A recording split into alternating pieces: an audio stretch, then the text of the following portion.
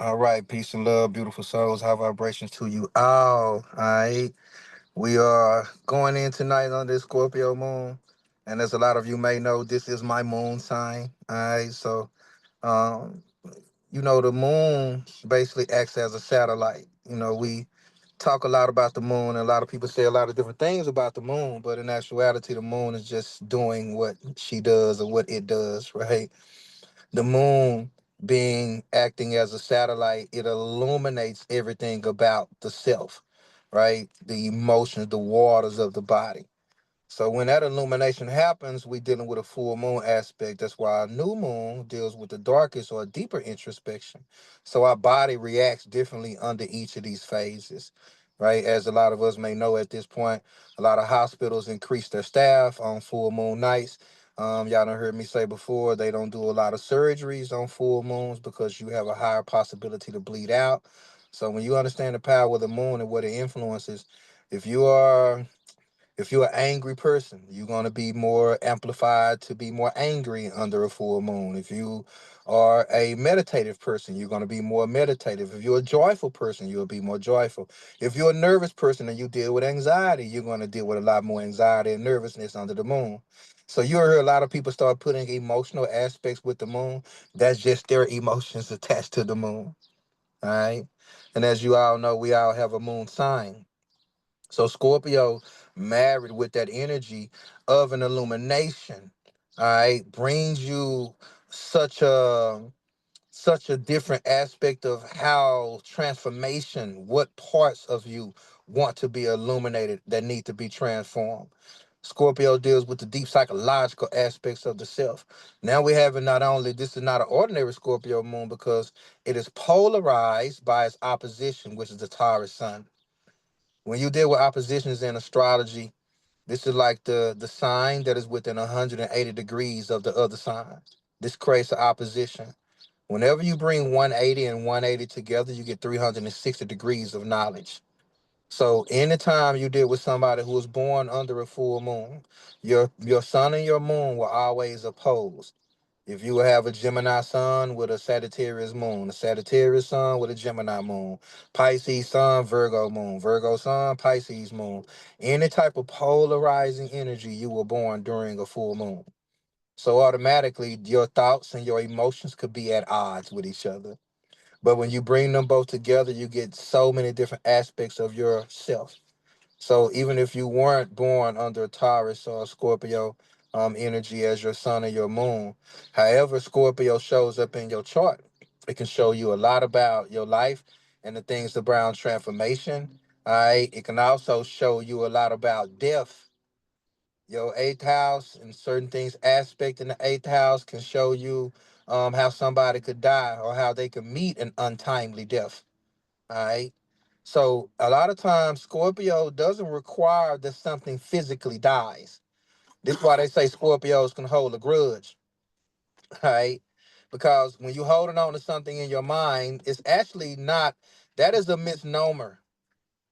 I'm gonna tell you why. Because holding on to something in your mind is some bullshit. I'm tell y'all straight up. Y'all know I don't sugarcoat shit. You want me to tell you why? Because you can't get rid of memory. So it's not what you're holding on to, it's what you're constantly identifying with that may keep you in a loop or feeling like you're holding on to something that is hard for you to let go of. This equates to condemnation, something that you're wanting somebody else to feel that is basically making you feel that much more immense. It's like sipping poison, hoping somebody else die from it. You get what I'm saying? See, the Scorpio energy is why anger, Taurus type, the bull, the stubbornness, when you get mad, you get what I'm saying? How passion is on the other side of that. What is anger without passion? When somebody's angry, they'll become passionate about some shit. It might be passionate about beating your ass. It might be passionate about you want to hurt somebody. See the aspect of how Scorpio can show up? Now, if I didn't express that energy, now they're going to say I held a grudge. Well, actually, internally, you are holding on to something, but it doesn't equate to a grudge. This equates to poison. Dying a thousand deaths, right? Not having the fortitude to stay grounded. right? Your emotions become frozen in time, the frozen aspect of Scorpio, the frozen waters of the zodiacs. See, this is why Sagittarius is pointing at the heel, right? And it's pointing at the scorpion that is biting the lower desires. So that's why the mantra for Scorpio is I desire. The mantra for Taurus is I have. So what you have and what you desire is at odds. Sometimes what you desire can make you lose every goddamn thing that you have. Think about it. Because Scorpio deals with a shared experience. Scorpio is saying that now, whatever I'm experiencing, you're experiencing, whether you like it or not. That's why sometimes somebody can hold something in and they want you to feel it.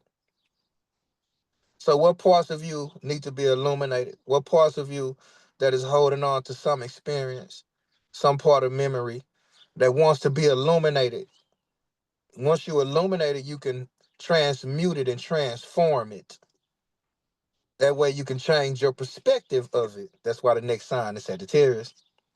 Once you allow certain perspectives and certain ways that you've been poisoning yourself to die, a new thought form is birthed as a natural consequence. So that's why the eighth house is a slaughterhouse, is where things go to die. And sometimes it's so beautiful to allow things to go back to the source from which it came. And when you realize that a lot of thoughts aren't your own, they're actually always connected to some type of emotional experience that can keep you trapped in an infinite loop, hence the Ouroboros or the snake, right? And we're in a snake year, right? Ain't we in a snake year? So us being in a snake year, what parts of you need to rise? That's why the serpent or the snake, when you rise from the lowest form, you go into the deepest aspects of the fire and you come out the motherfucking phoenix, rising from the ashes, right? It say from the ashes. That means you gotta burn up something first. And when you understand the power of a solar principle, that saying is symbolic. Rising from the ashes, that means something solar. What is the most powerful solar principle in your body? Does anybody want to just give me a guess? You can just come off your mic, anybody. This is interactive at this point. What is the most solar power principle or organ in your body? Solar plexus. All right. Now, what organ in your body is literally powered by the sun? Electrical.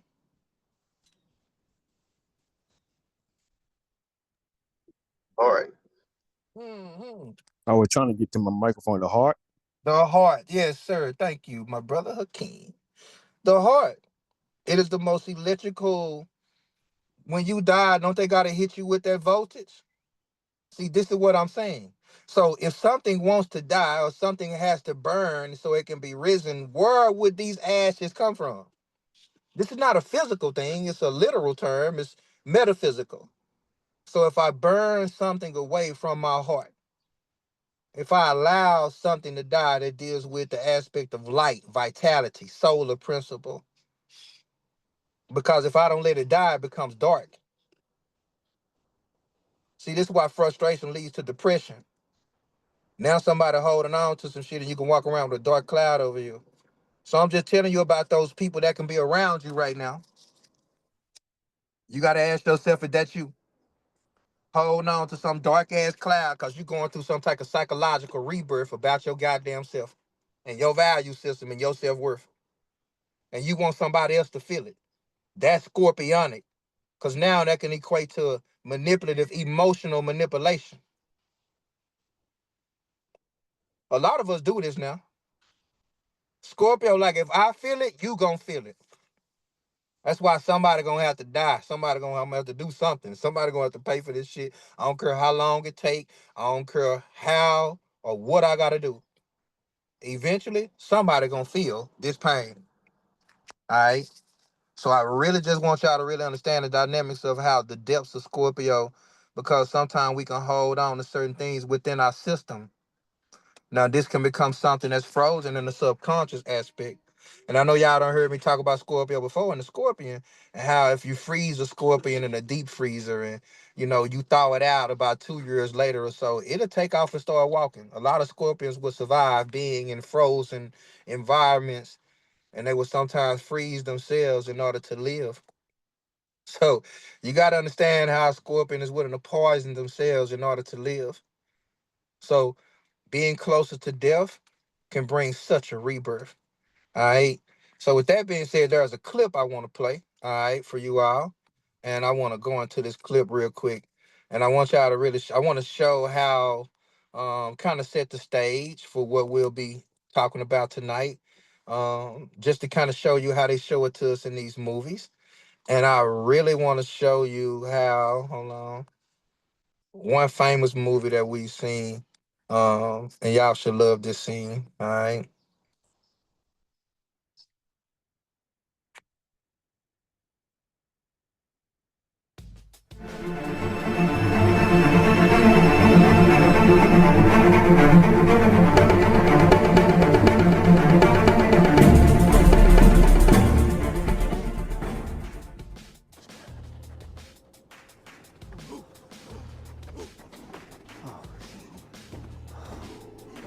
Stay calm.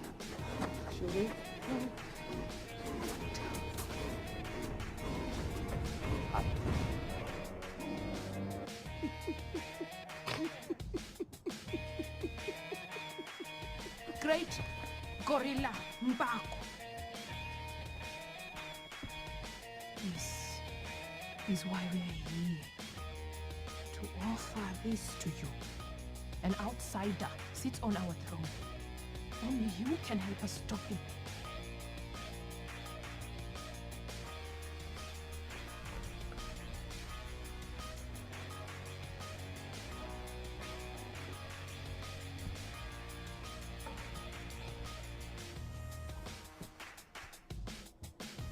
Come with me.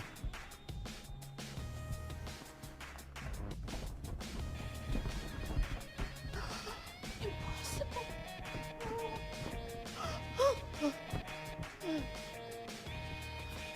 Is he breathing? He's in a coma, barely clinging to life. One of our fishermen found him at the edge of the river border. He brought him to me.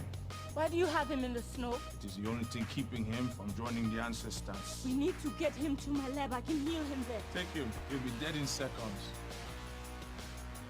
Okay, sisters, I call upon Bast.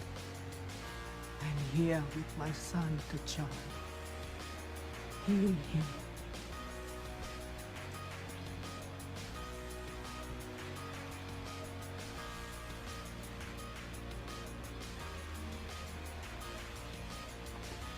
I must bury him. Come in, come in.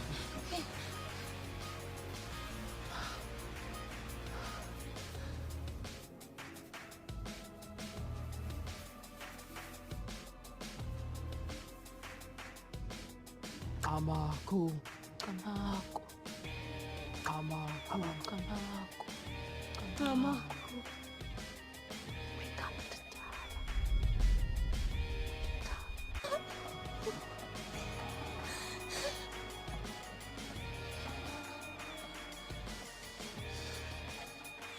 You have a blanket.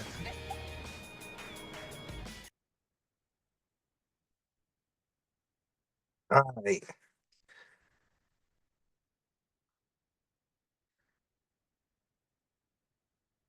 Now, did y'all catch that symbology? Were y'all able to see that? Was everybody able to see that clip? Yes, sir. Yes. Did y'all catch that symbology? Did y'all see the scorpion? Did y'all hear calling on Sigmet, calling on Basset, right? That's the Yes, energy. sir. That's the energy that scorpionic energy represents. And you see how they had him frozen, right? That shit was so scorpionic. And even how in that place he went into the underground and he realized it wasn't his time, right? Even how he told him if y'all move him, he'll be dead in a few minutes because that snow and the frozen aspects were keeping him alive. So even the power exchange that was about to happen in that scene, but the power was restored with the rebirth of T'Chaka. So that represents an aspect of you going into an underrealm and what in the ancestral realm have your ancestors been talking to you during this full moon? Have you been having any DNA activations during this full moon? Have you been experiencing sleep paralysis or your dreams been amplified? See, how many messages, I don't know what the messages have been telling you about what needs to come to you. Even what type of activity, have any ancestry, have any energy been going on around your home? Objects moving and certain things. See, this is why Halloween comes at Scorpio season. So remember, for those of you who was in the new moon workshop, we talked about how what we're doing now under this energy is going to kind of fully manifest under the Scorpio energy that will be coming in October. All right. So I wanted to set the stage with that, of course, before I kind of get into the PDF, because I wanted to give you a visual depiction of kind of what that scorpionic transformational energy even looks like and even how they show it in movies. All right. So now I'm gonna go into the PDF, of course, so I can get this going and get y'all up out of here on this good Mother's Day night. All right. All right. Can everybody see my screen? Yes. All right. Yes, yes. Thank you. Thank y'all. Yeah. All right. Now, of course, this Venus influence is very heavy. Even, we also have something going on called the finger of God, which is basically one of the aspects that kind of shows up in astrology. And it has a lot to do with some of the placements I'll go over. So you won't hear me mention that aspect and that name, but some of the placements that I'll be talking about will be heavily reflecting that energy. A finger of God can be dealing with a yod in somebody's chart. It kind of deals with a lot of the doshas or a lot of the Vedic aspects of astrology.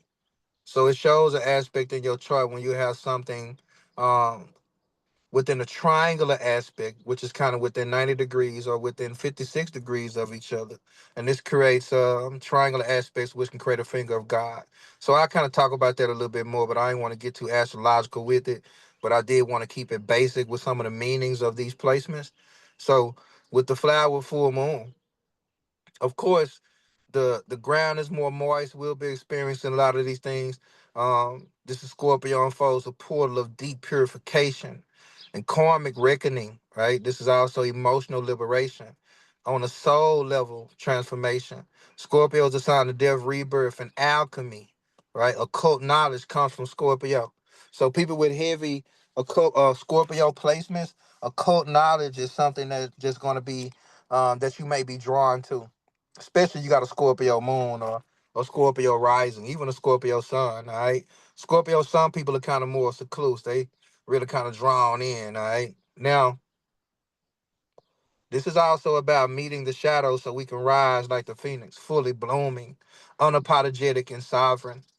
This lunation is intensified by a dynamic cosmic orchestra, which the opposition retrogrades and fire meets water, right, meets earth elements are all coming into play. So you got all these elements that are coming into play. Fire, earth, water, that becomes the finger of God. All right. When you get all these elements that's coming into one play, that's one of the main things that creates a finger of God. All right. So when you're dealing with this aspect of the astrological players involved, the moon is just opposite the sun and Uranus and Taurus. All right, that brings a lot of innovation, a lot of shadow work, a lot of rebirth, trauma transmutation, radical grounding, of ego death, kundalini awakening.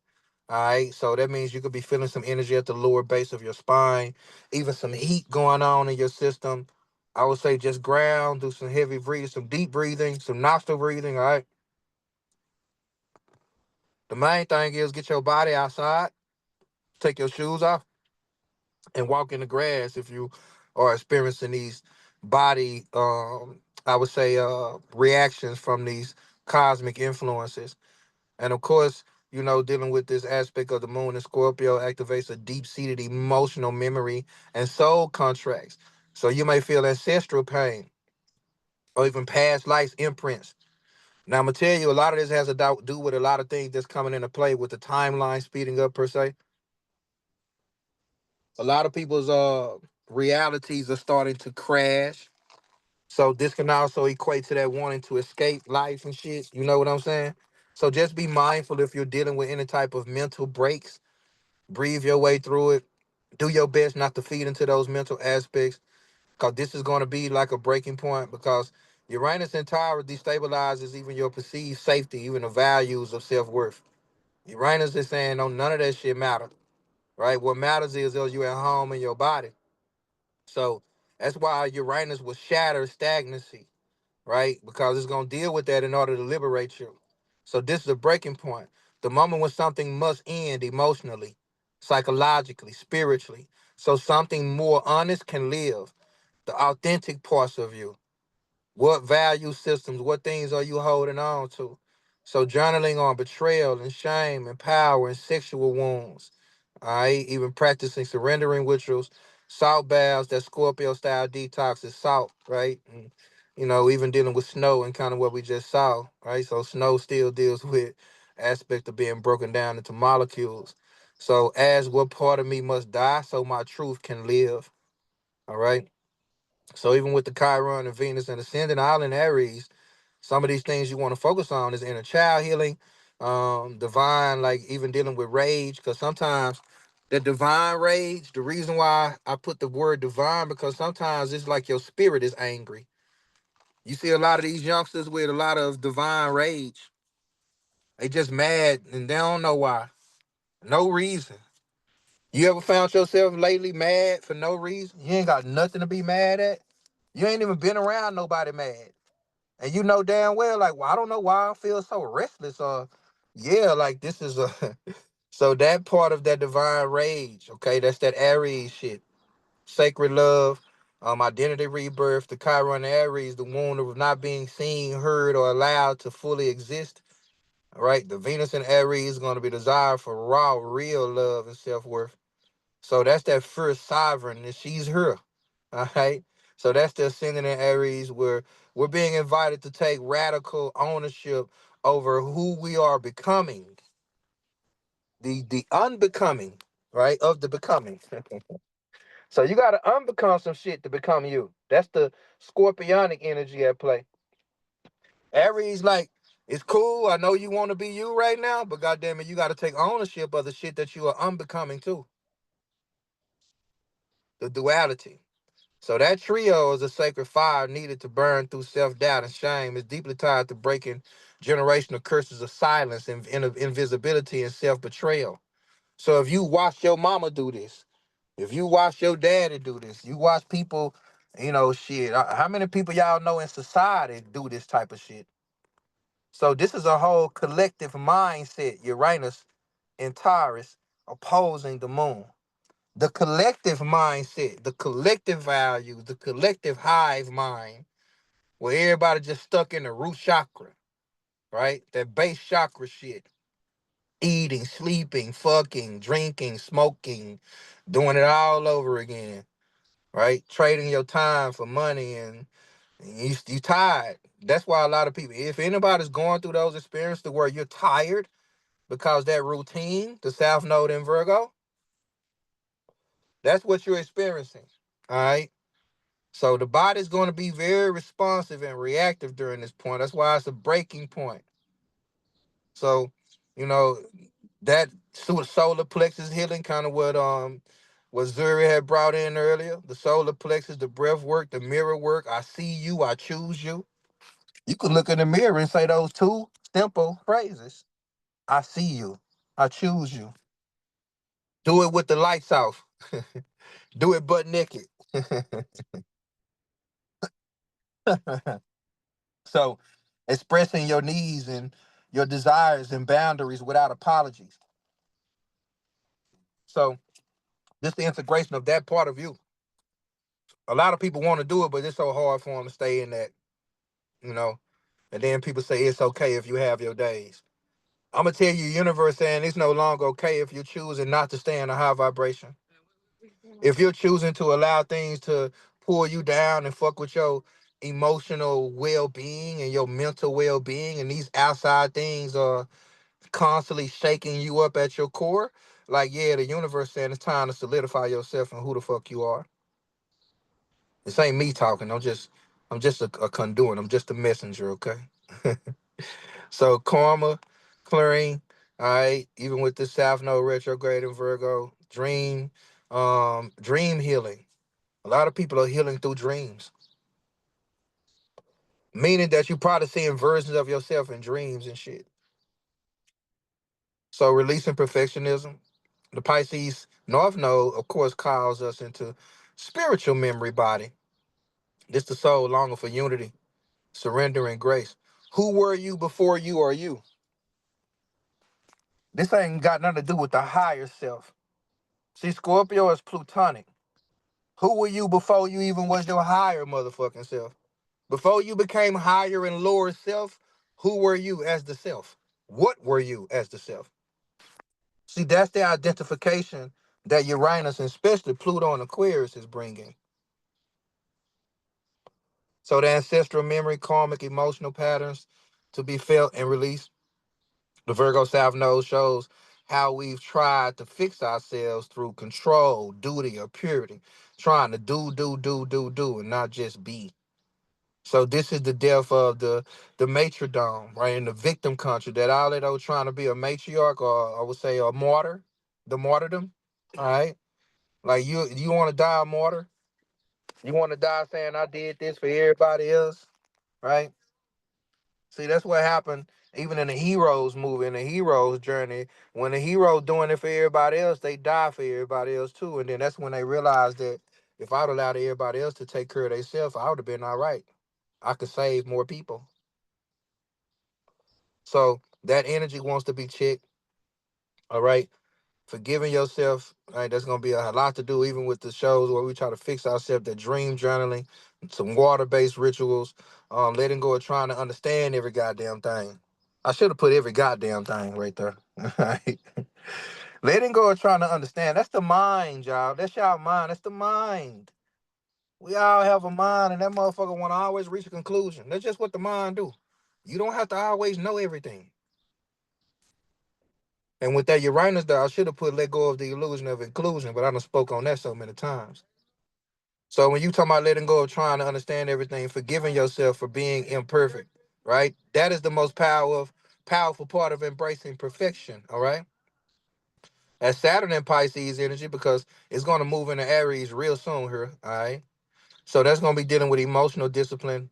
And a lot of people, because it's kind of went retrograde a little bit on us, but a lot of people are experiencing a Saturn and Aries return, all right? So this is emotional discipline and spiritual maturity. So this is what's needed as you move into Saturn and Aries. Cause this is like a master. This is a Pisces. It's a master builder in the ancestral. So people who have Saturn and Pisces, that Saturn and Pisces generation, a lot of y'all might be tapping into Akashic records. All right, this some of y'all in y'all 30s. All right, y'all early 30s, mid 30s. Now, when you deal with this aspect of the emotional mastery, right? That's that surrender. Once you surrender your emotions and all this shit, you realize that it's just something that just needs to pass. But sometimes us holding on to an experience is what allows us to keep reliving itself, because our mind or our bodies do not know the difference. So grounding meditations, especially if grounding with grief, especially grief, y'all. It's a lot of grief out here. A lot of people been losing people.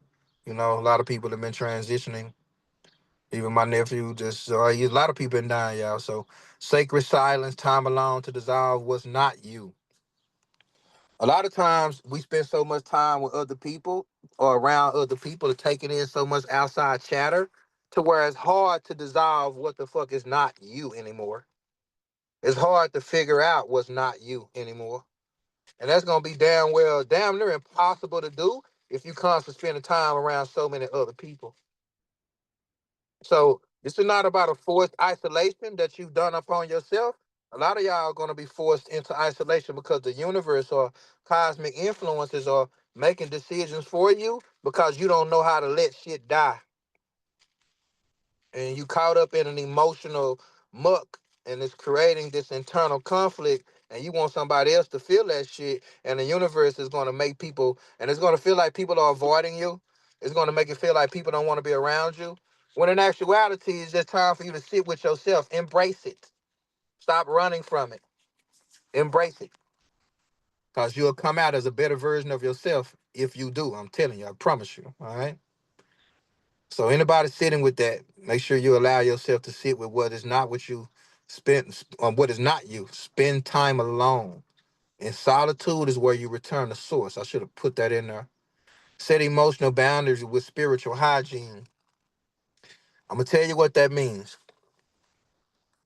If you know you going through some shit, if you know damn well that your energy might make somebody feel some type of way, you know this scorpionic shit. You know you going through something. You don't go around nobody and say nothing. And people just looking at you like, "What's wrong? You all right? You going through something? You good?" If you know you got that energy on you, stop going around people, man. Have some spiritual hygiene about yourself.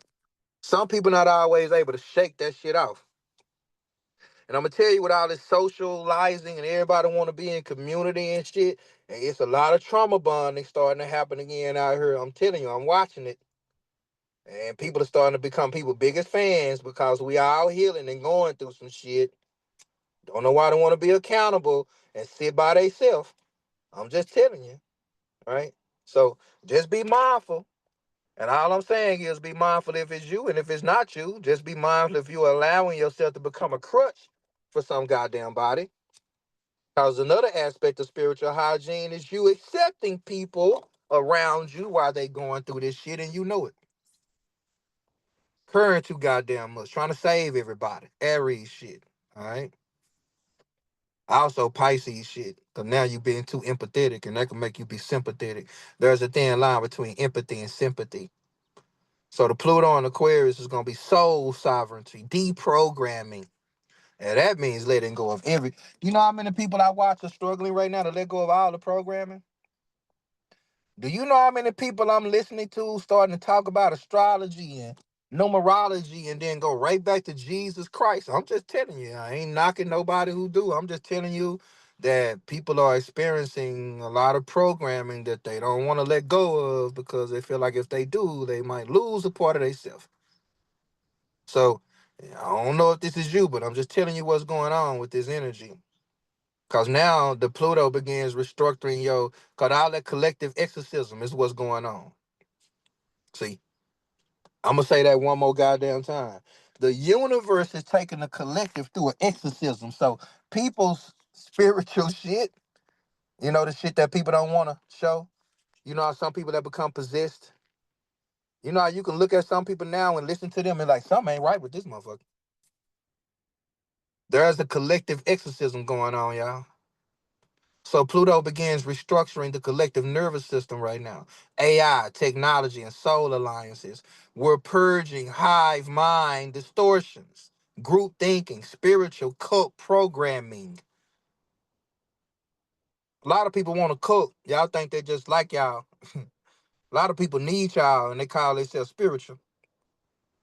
Now, there's a difference between having an honor and a reverence for people, right? And there's a difference between saying that, you know what, I don't have to manipulate or rely on people to make me feel like I'm spiritual, to make me feel like what I'm doing is worth doing. I need people to show up and validate me. I need people to show up and say, all right, because you do so much work and it's so much, you know, we want to support you. And now I want to get everybody under one motherfucking roof, under one place and say, this is all my spiritual gang right here. Anybody come for me, goddamn me, fuck them. Y'all all cut them off. Y'all know how many people I know in the spiritual community like that? When they don't like somebody, they don't want you messing with nobody either. That's some cult shit. It don't That's that show up the same way bullshit. in religion. Who was that? That's that bullshit. You hear me? That's that I'm telling you, but it's out here, bro.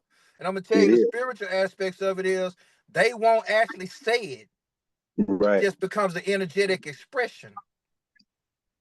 And Mm-hmm. then now people are pulling people into that distorted ass energy field. So you gotta disconnect from screens or scenes, right? Or screens to reconnect with your soul. So question every belief. Is it yours or was it implemented? Where did this belief come from? Where did this thought even come from? Return to your own frequency and authenticity. So the fortune sign in Capricorn, and those of you who attended the New Moon workshop, we talk heavily about the fortune. So y'all know I got to continue on that I done helped y'all on to it and brought it into your awareness. So the fortune is in Capricorn for the collective. This is just for the collective now. So that means that This collective energy is wanting everybody to focus on Capricorn energy in the area of the fortune aspect, which is talking about legacy, right? Embodied purpose, karmic payoff.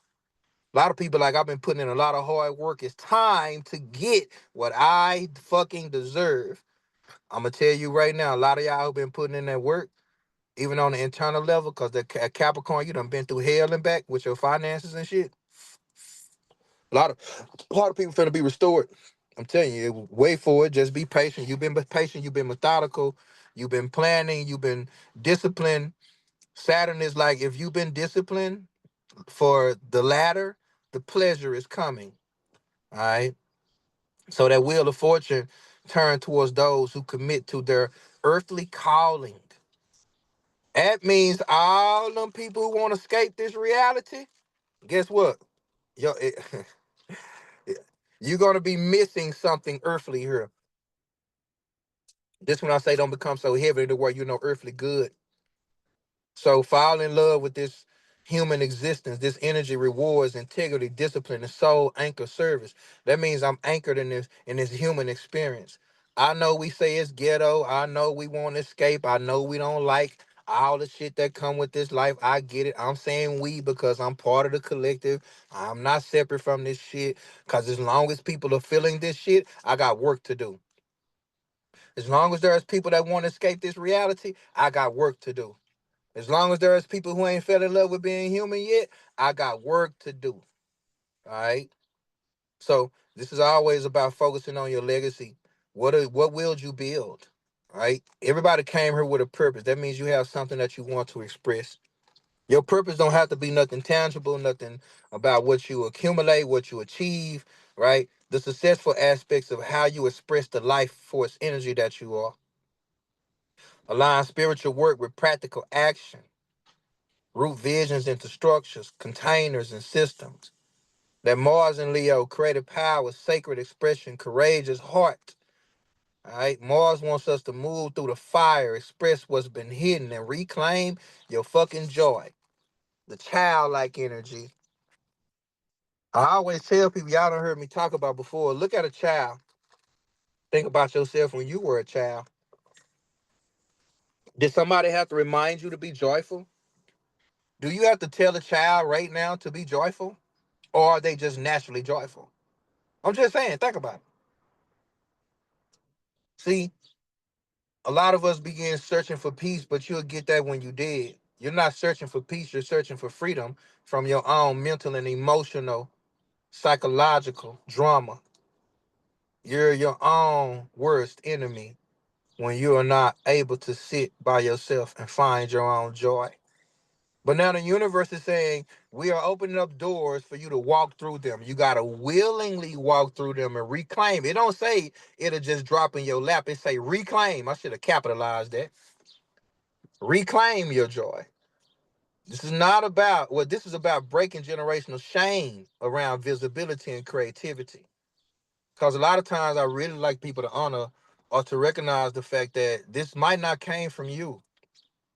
You've watched other people shy away.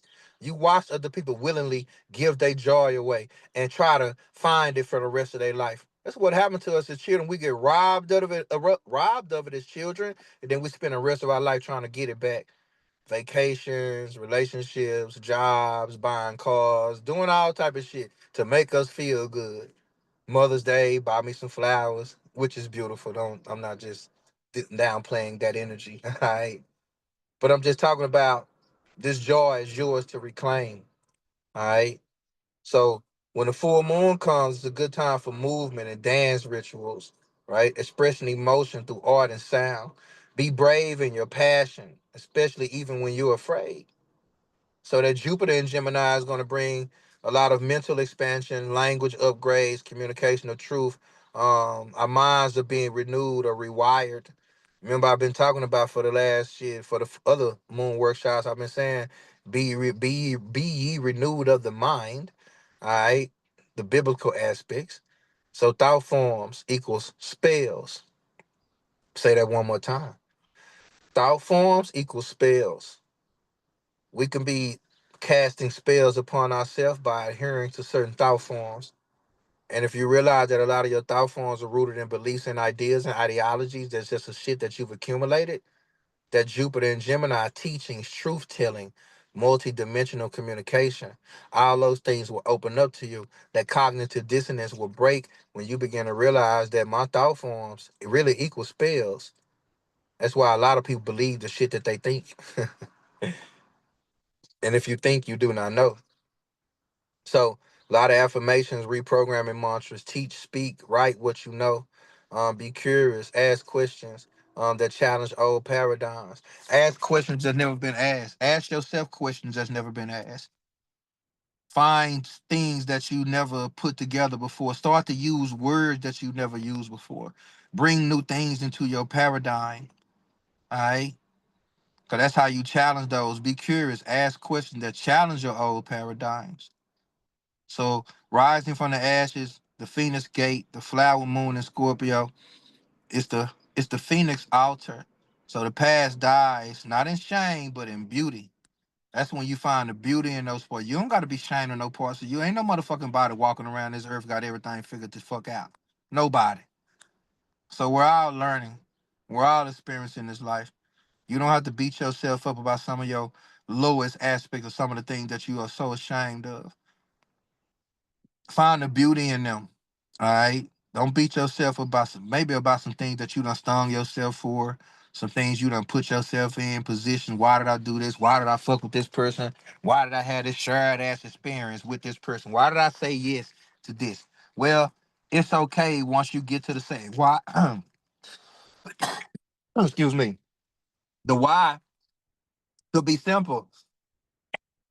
You desired it. You just desired it. Scorpio. Whether you were fully conscious, whether you were fully walking in your sense of self worth, whether you had your own value system or if you were just being stubborn because you ignored some shit, either way it go, you desired it. So find the beauty in that. I'm telling you to change the way your mind looks at shit. Remember, your mind is yours, it's not you. So flower full moons are about full bloom. But Scorpio says you bloom through the fire after the purge. You see what I mean? So it's like you ever think with the farmlands, how a lot of farmlands will burn the land in order to kind of re-soil it, per se, burn away weeds, all kind of shit. It's a form of kind of reacclimating farmland. So ashes can bring life. So, of course, here's some ways to harness it. Burn letters of old identities, soul contracts, addictions, especially to validation. Create sacred space for acceptance or for emergence. Who am I now? Free of that pain. All right. Honor the body grief, joy, equality. Each holds wisdom. Even the shit that you've been through. Let me drink some water.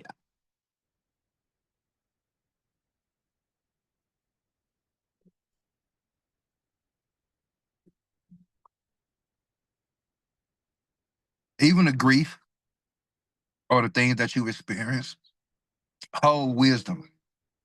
All right. So when you equate that wisdom to the wounds turning into wisdom. So breaking generational curses, even bloodline curses. Chiron plus Scorpio moon, ancestral grief. The North Node in Pisces plus Saturn, karmic pattern dissolution. Pluto in Aries, Pluto plus Aries ascendant. This is going to be soul deprogramming and timeline realignment. This all those I ams coming into play. Y'all don't heard me talk about all these movies to where they showing all these timelines and shit, right? So signs for signs you're feeling the curse breaking. These are some things you may feel. intense dreams, fatigue, tears out of nowhere. All right, this can be physical symptoms in the gut, the womb, or the throat. Feeling both liberation and grief simultaneously. Now, some of the actions you want to do is ancestral work. This can be even writing letters to the ancestors, sonomic release therapy, nervous system regulation, breathing, naming the pattern aloud. This stops with me. Cause with Scorpio, y'all don't heard me always say, if you can't name what has bit you, if you don't know the poison, you won't ever be able to find the antidote. It's okay to know what has poisoned you, but knowing is just half the battle. Now you gotta apply the antidote. So this Scorpio moon can be anecdotal. All right. So saying, speaking out those patterns that you know that have existed, that you are breaking, that you know your mama did, your daddy, whatever the case may be, that you realize that are patterns that you are breaking. All right. Speak that. Talk it out loud and say this stops with me. Killing the desires of the lower self. This Taurus sun, Uranus wants comfort. The Scorpio moon says comfort is not the goal. Evolution is. Y'all catch that? Taurus wants comfort. Sometimes our comfort zone stop us from evolving. Scorpio saying, "No, comfort is never the goal. Evolution is the goal. Don't get too comfortable." So this moon forces a confrontation with lust for control, revenge, manipulation, or self-denial. Ask yourself, where am I feeding a hunger that isn't mine? What false desire am I using to numb my deeper longing? So replace, with sacred discipline, spiritual devotion, emotional clarity, and conscious choice. I should have put boy be I should have put be more wise in your ways as the next bullet point. So recognizing and embodying blossoming.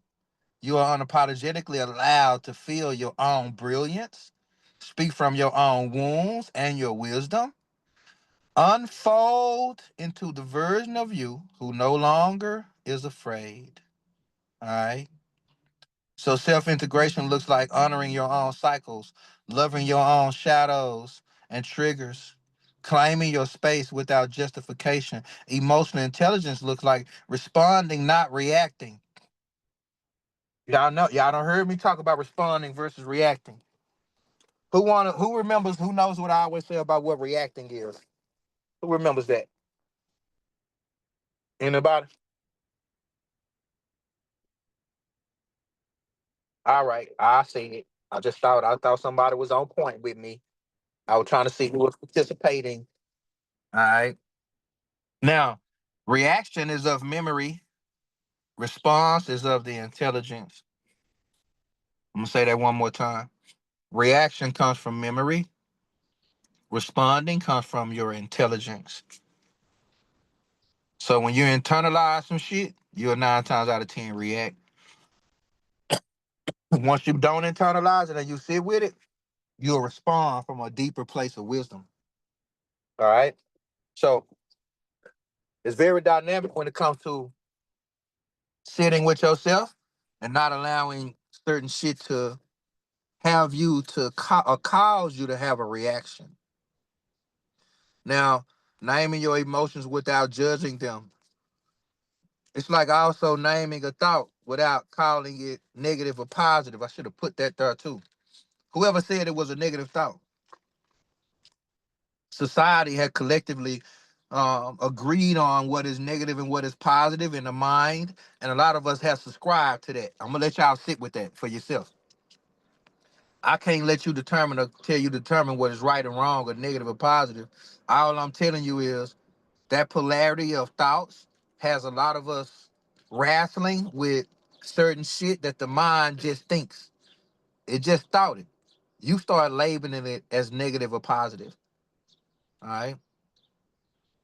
So I know somebody heard that and be like, what about killing somebody or something? See, that's so scorpionic.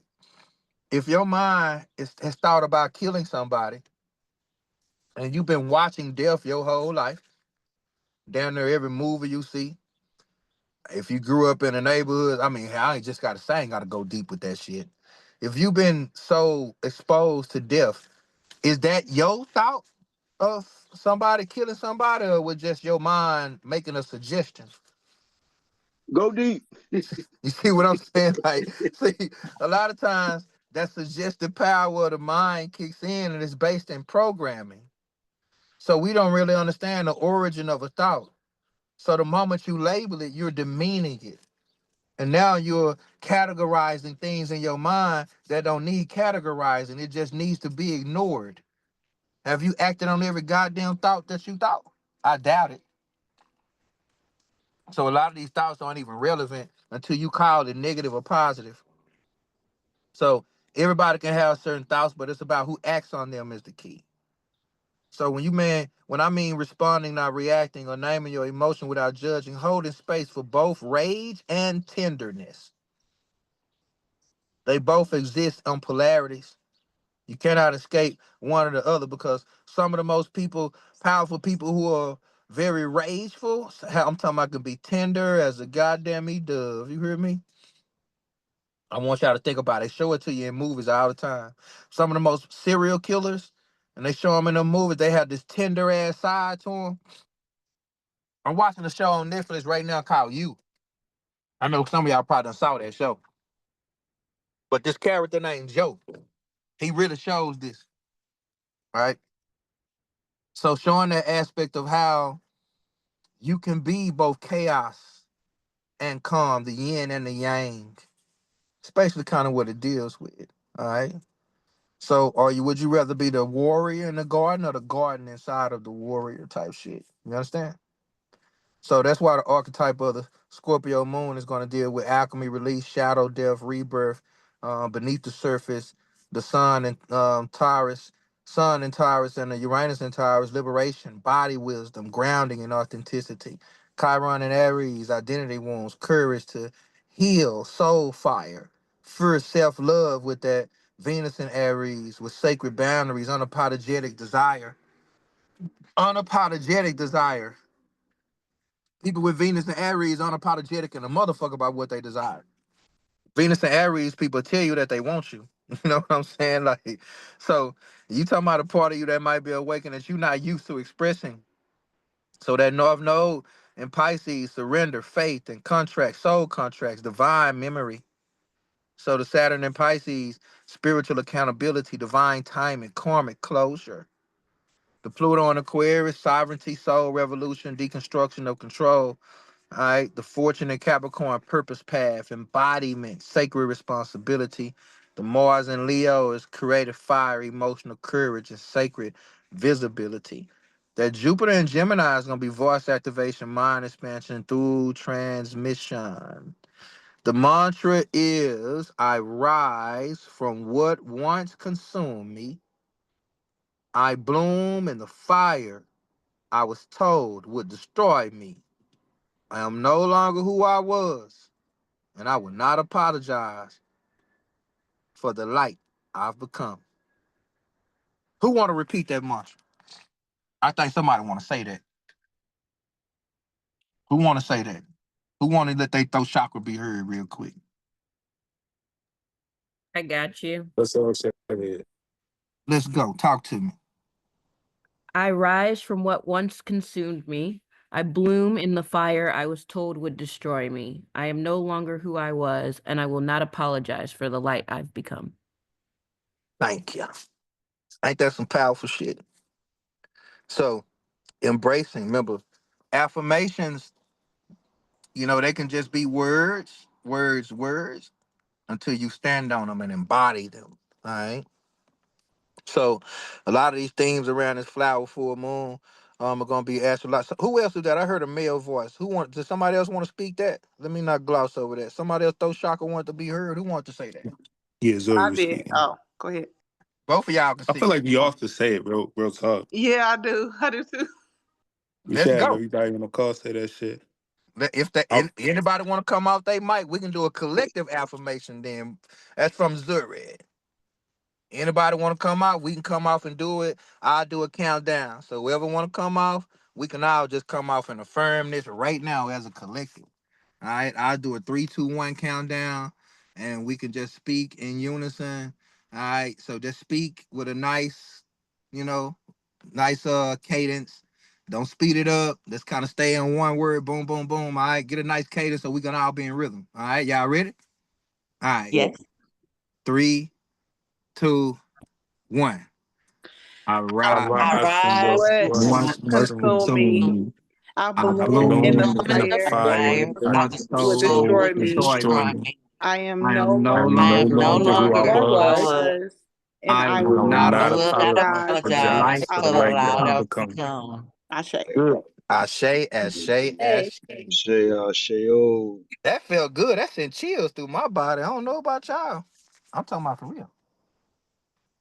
Words create worlds. Good shit. Hmm. Y'all. Beautiful suggestion.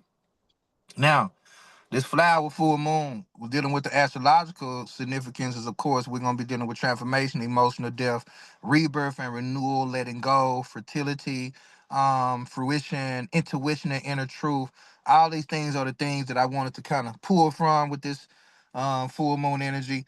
So it's taking place in Scorpio, of course, the zodiac's alchemist and the shadow walker. That's why you would see anybody ever see what is that, the 8 of Cups, 5 of Cups, or whatever that is in tarot that's ruled by. You will see a dude with a cape on, like he walking in the black. Or anytime Scorpionic, I like to say I heard this chick say this. And she said Scorpio is like Cancer with a leather jacket on. It stuck with me. All right. So this energy of the flower moon, due to its timing and during the height of the spring in the northern hemisphere, when nature is bursting with blossoms and blooms, and is supported between death and rebirth, destruction and regeneration, stagnation and growth. So the moon in Scorpio opposing the sun in Taurus is a powerful battle between emotional vulnerability and physical stability. All right. Once again, that moon in opposition with Sun and Taurus and the moon in Scorpio. I really want y'all to understand this opposition between Scorpio and Taurus. That's an inner battle between emotional vulnerability and physical stability. The emotional vulnerability is Scorpio. The physical stability is Taurus. Scorpio demands depth, evolution, and inner truth, while Taurus craves peace. I want y'all to understand how that polarity can play. Yeah, a Taurus can know damn well we get too deep, it ain't gonna be no peace in this motherfucker. See, the Scorpio like it ain't gonna never be no peace if we don't get deep.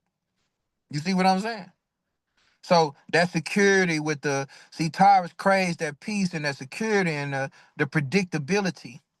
So this Luna, it asks like, what must die so that something new can live? What attachments are holding you back? Can you honor both comfort, your comfort zone, and your calling at the same goddamn time? You know that's some hard shit to do. I ain't gonna even hold you. Cause we can look around and we love to sleep, we love to eat, we love to fuck, we love to do all the demiurge shit, all the tyrant shit.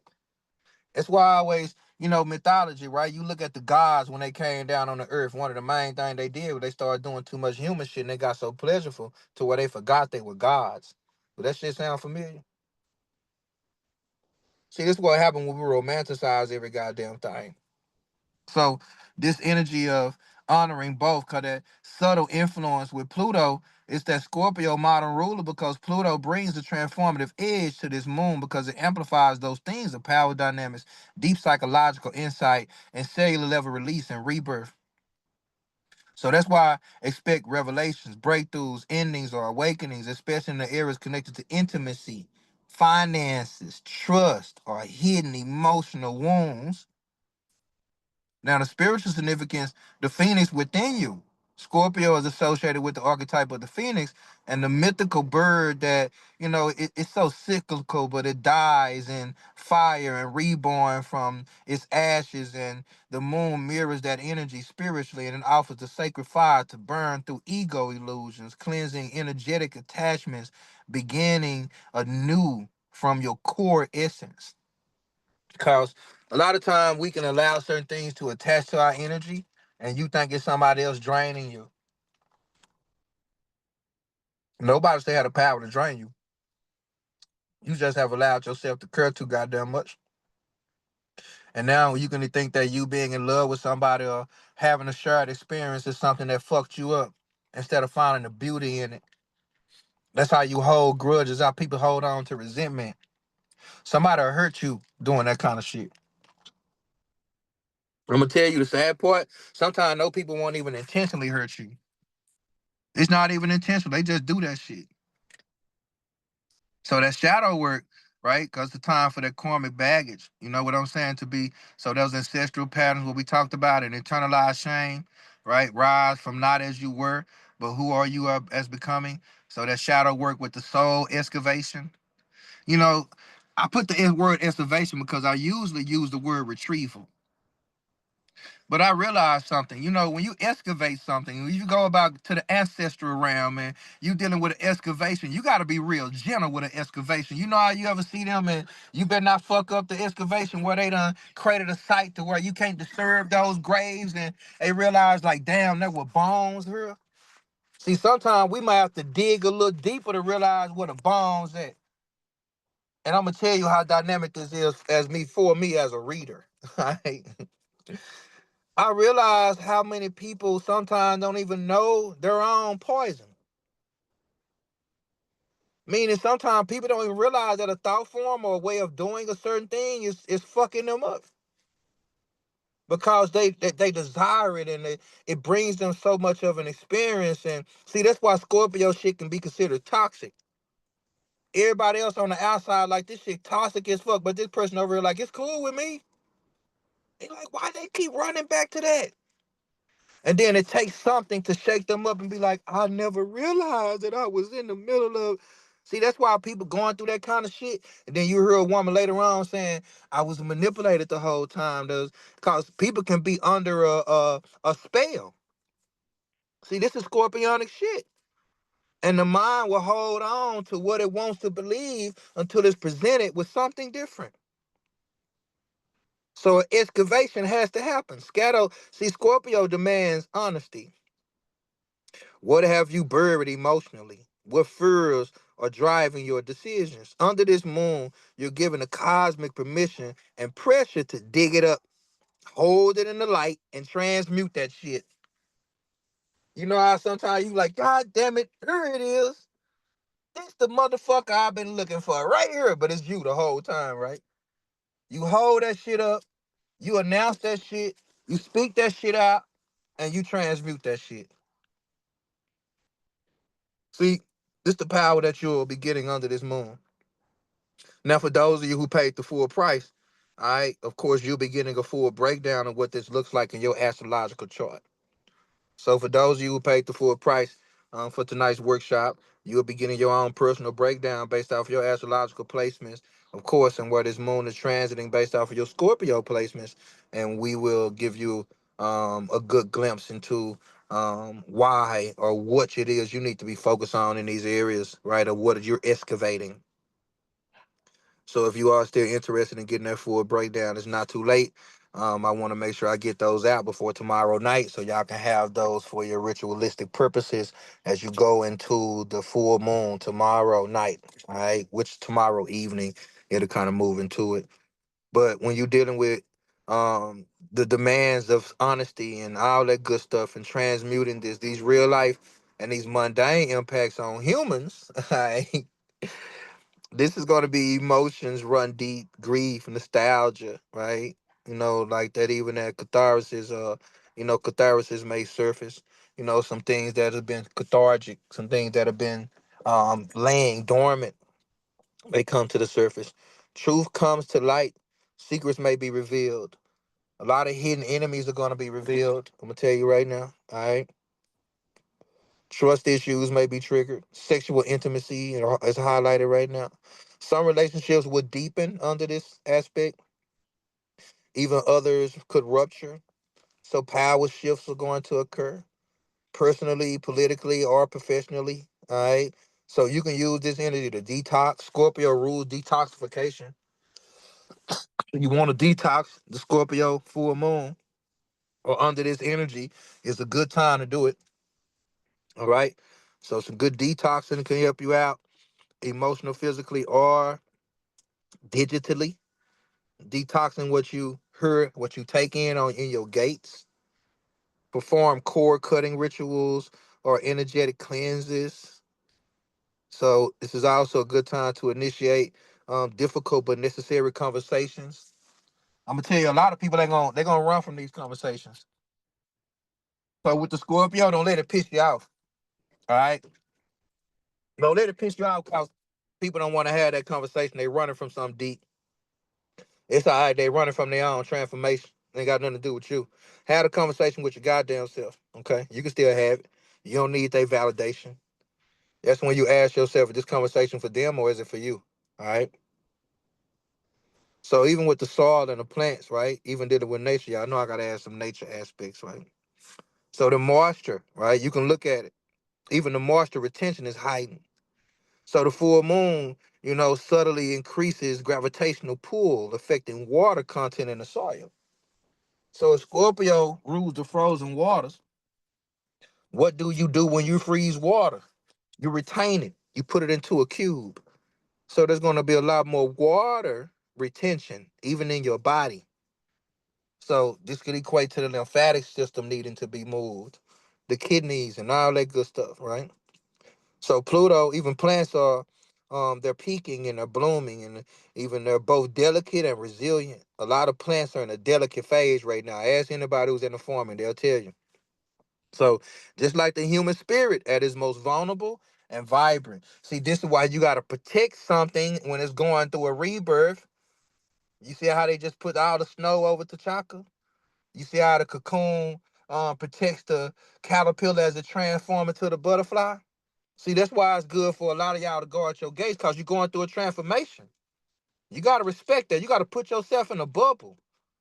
This is why Asar and Aset, when she put them back together, she went and hid from Set. She went and hid from the lower forces, right? Because she already knew evil do exist. And she was most vulnerable when she was pregnant or trying to create something or gestating something. This is why people like, don't be telling everybody what you got going on. Sometimes you got to protect that baby so it can come out, right? So whatever you're birthing, if it's yourself or whatever the case may be, being mindful of that. So that's why you could be both delicate and resilient at the same damn time. It's like they're like a concrete rose. A lot of people could be growing in an environment that's just a shared experience that you don't want to be in anymore, but you got to grow any motherfucking way. All right. So the nocturnal activity increases. Many animals are more alert, more instinctive, right? So the cyclical behaviors like migration, mating, or even molting, right, may intentionally echoing of the cycles of release and renewal that humans are mirroring at this time. We mirror nature every time, y'all. Look at what the plants and animals are doing. We doing the same goddamn thing. So nature reflects just as the flowers bloom from the rich component that lasts, um, especially with fall's decay. That emotion evolution requires emotional decay and psychological death. This full moon reminds us that rebirth is rooted in surrender.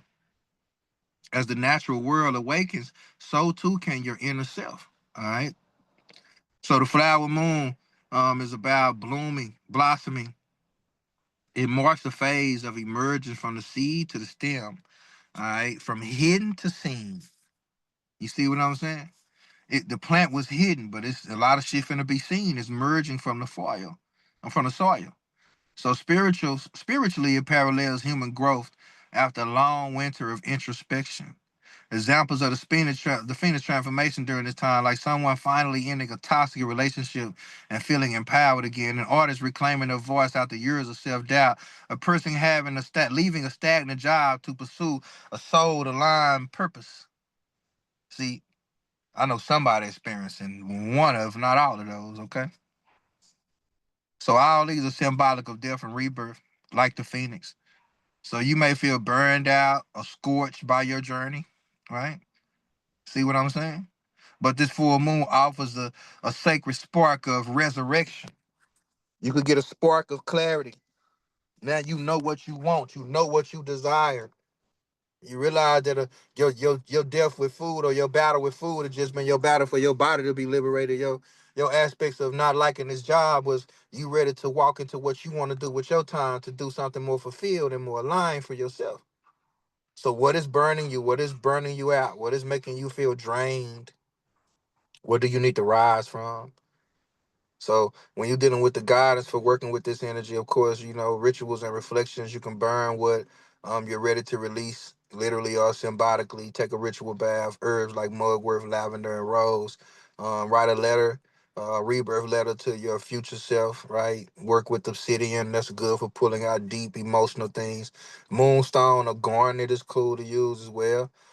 You can use some prompts to reflect on what part of my identity is no longer true for who I am. All right. You can also, what patterns keep me tied to my past? Where in my life do I need a death in order to rise again?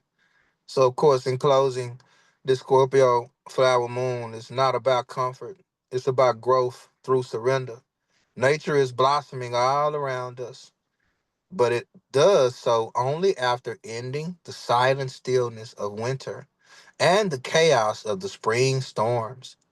The same is true for you. All right. So let what must die die. Let what is ready to live rise. Let the flower bloom from the ashes. All right. Now, I'm gonna give a breakdown of how the influences are kind of open up the door for breaking those generational curses as well, which y'all done heard me hint to a lot previously. But of course, I got a breakdown on this. I got another breakdown I'm gonna give y'all too that might resonate, might trip some of y'all out. But the essence of this full flower moon in Scorpio, rebirth through decay.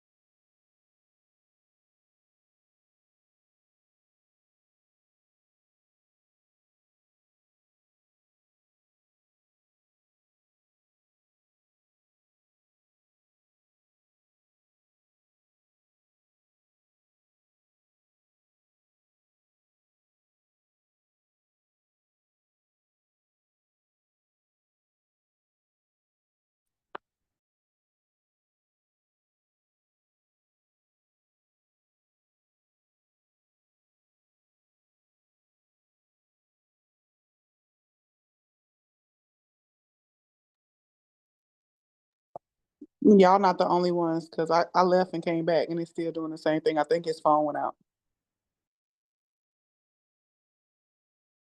Do you think he knows that we can't hear him? I'm texting him now. Okay. Thank you. I You're feel welcome. like he might have got a call because the PDF is not moving.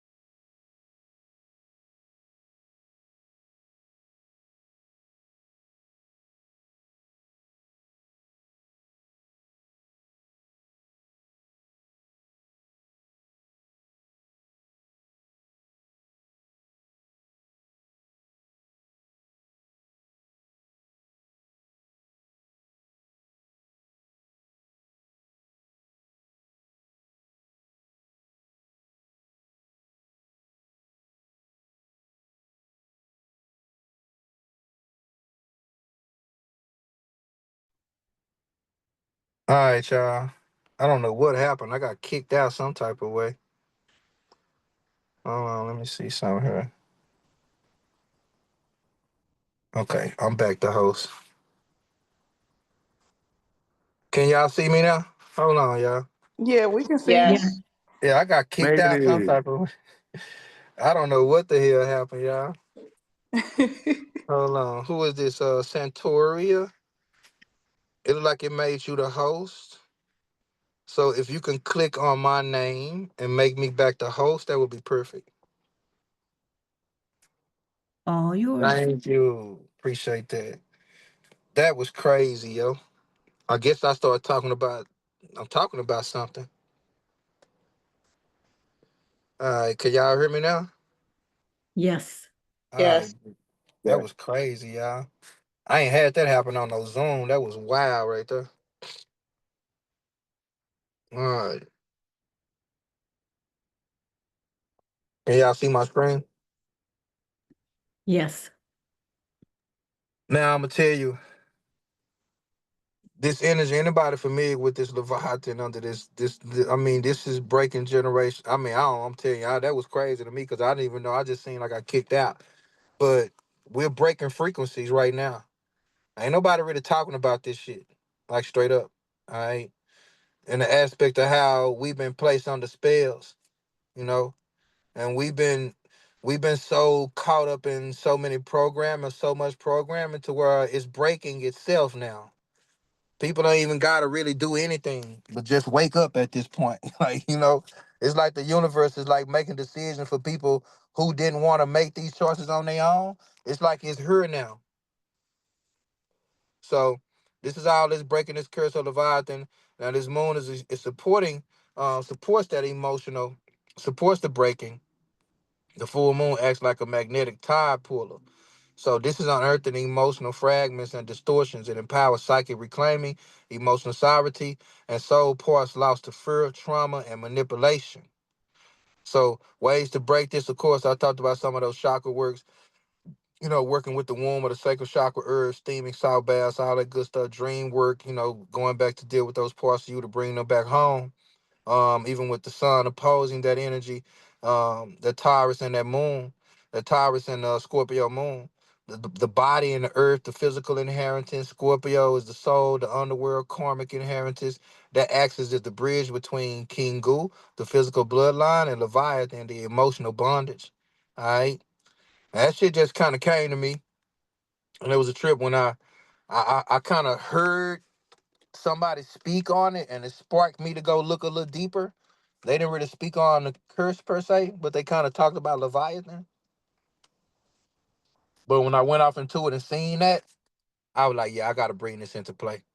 All right. So when you're dealing with a lot of this going on, I really want you to be mindful that this is a lot of curses that's been placed upon us, and these spells are breaking, like straight up. Spells are literally breaking right before our eyes. And a lot of us are experiencing it as well. So when you deal with this water rituals, of course, dream work intentions, what I talked about a while ago, this is a perfect ritual window to unbind the soul from body trauma, right? Pluto and Aquarius, that knows the axis in Libra, dealing with that Aries and Libra axis that initiates collective soul surgery. Pluto forces the collapse of the outdated contracts and the nose more karmic liberation path. The squares act like a cosmic exorcism, right, of the charismatic, soul patterns. Because a lot of this shit is basically like goddamn me a parasitic. I mean, soul patterns. A lot of this shit is parasites. That's why they gotta keep feeding us all these motherfucking foods, and they got over 60 names for sugar with these motherfuckers and shit. So that empowerment of suppression and dealing with that Chiron energy, the activation of the womb and the warrior healing, and specifically from curses of exile. Also with that Mars, the co-ruler of Scorpio, the warrior of truth, right? Trying to Chiron, the activation of those wounds I just talked about, that supports burning away the curse, the Phoenix style, baby. All right. So the flower moon is symbolism rising from the ashes because it represents what blooms after death.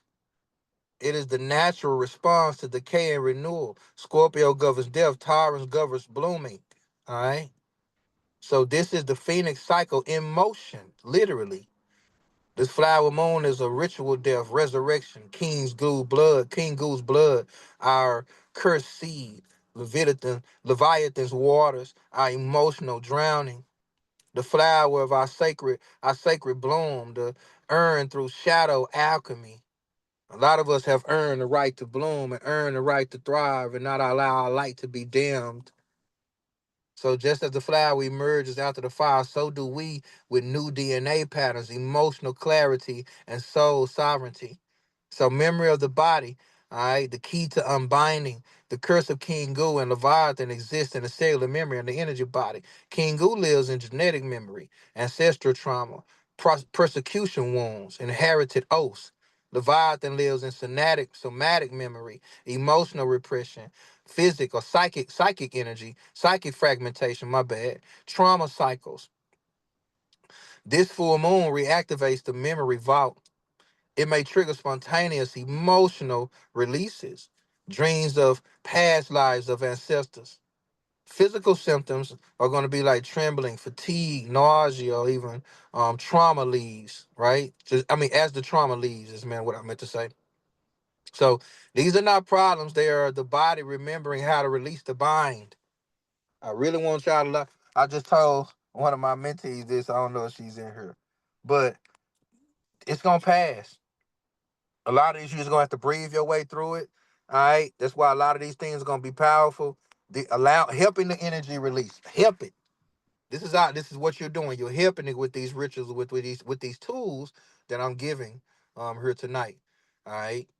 So that's why you will see the spontaneous emotional releases, dreams of past life ancestors. The full moon is going to reactivate those memories. All right. So the physical symptoms are going to be that trembling, fatigue, what I talked about. And we talked about these are not problems. So these rituals suggest harnesses. These rituals that I suggest. Water, bloodline memory. You can fill a bowl with moon charged water. Speak the names of your ancestors. This is a form of libation. Speak the names of your ancestors into it, acknowledging grief and strength. Stir it with a red thread. All right.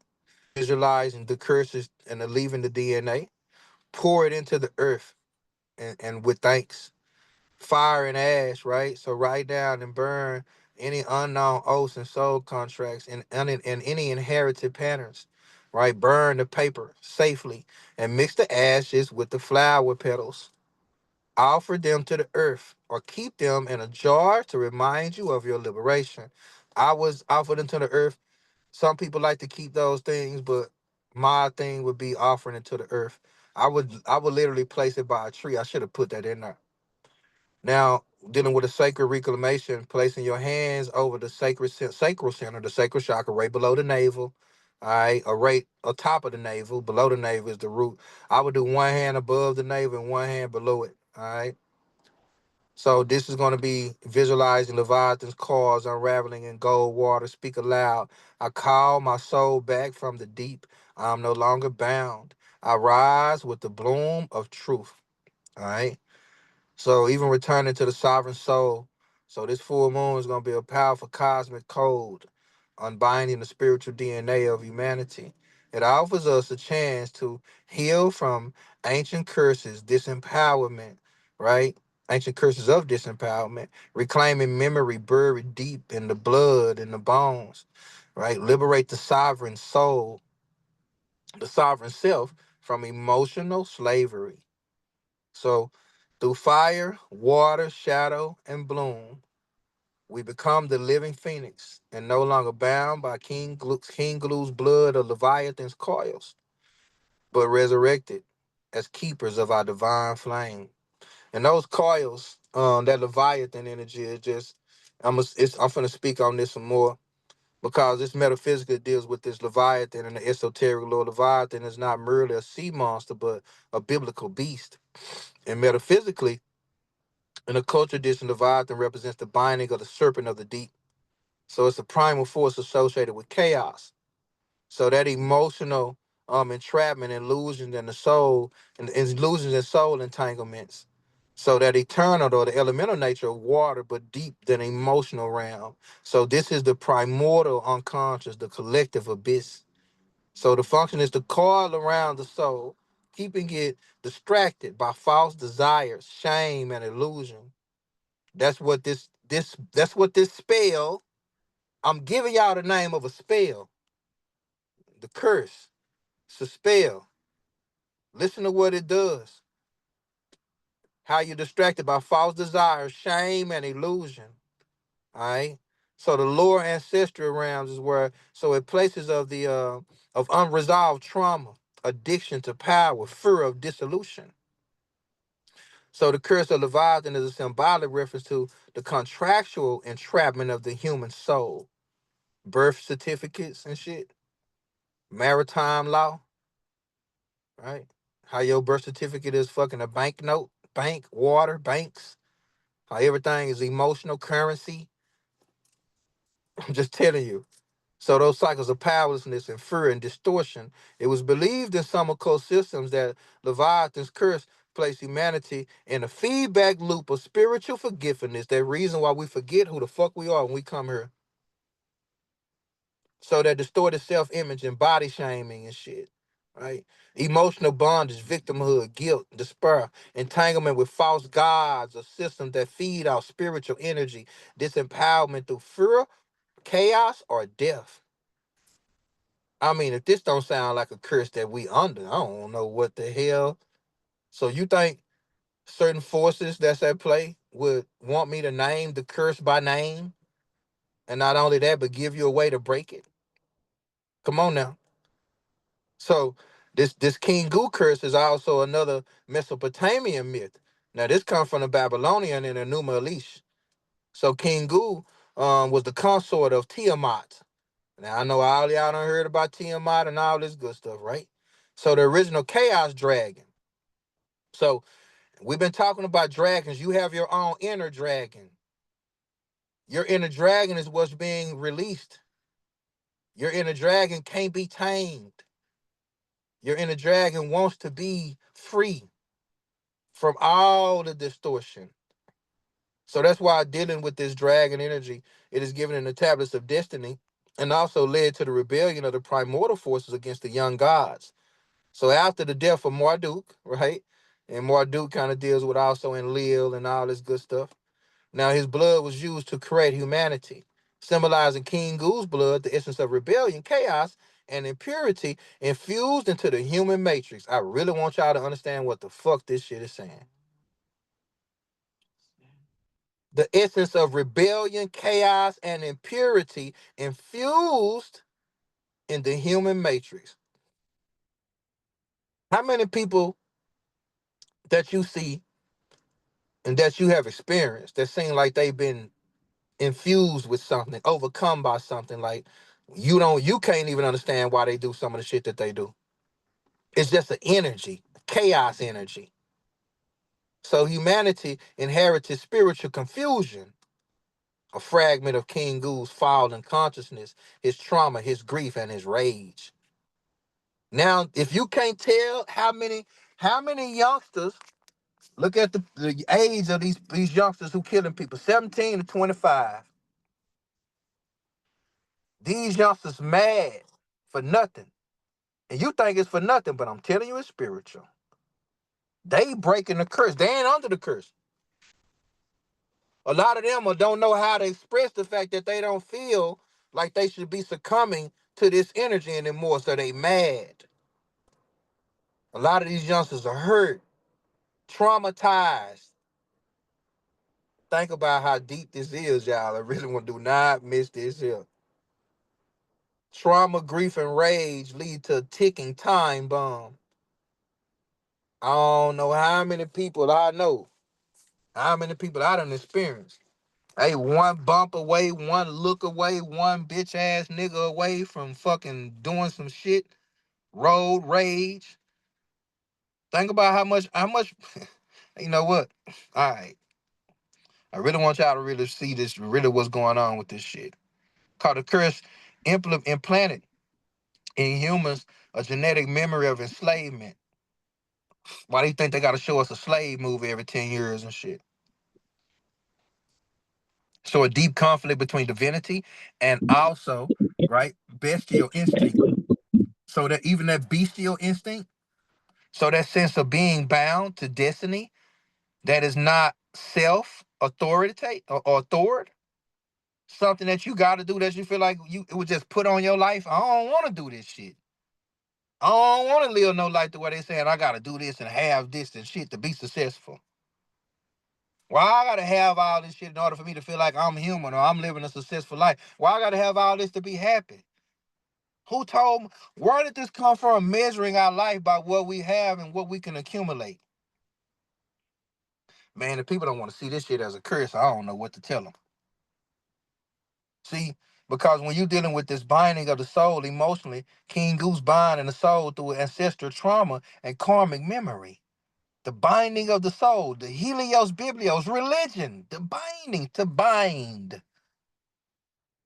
So that's why some of these traditions, even including the Gnostic and the Hermetic, and even the Sumerian, right? Even the Atlantean systems, these two curses, right, are also understood as polar coils around the human soul.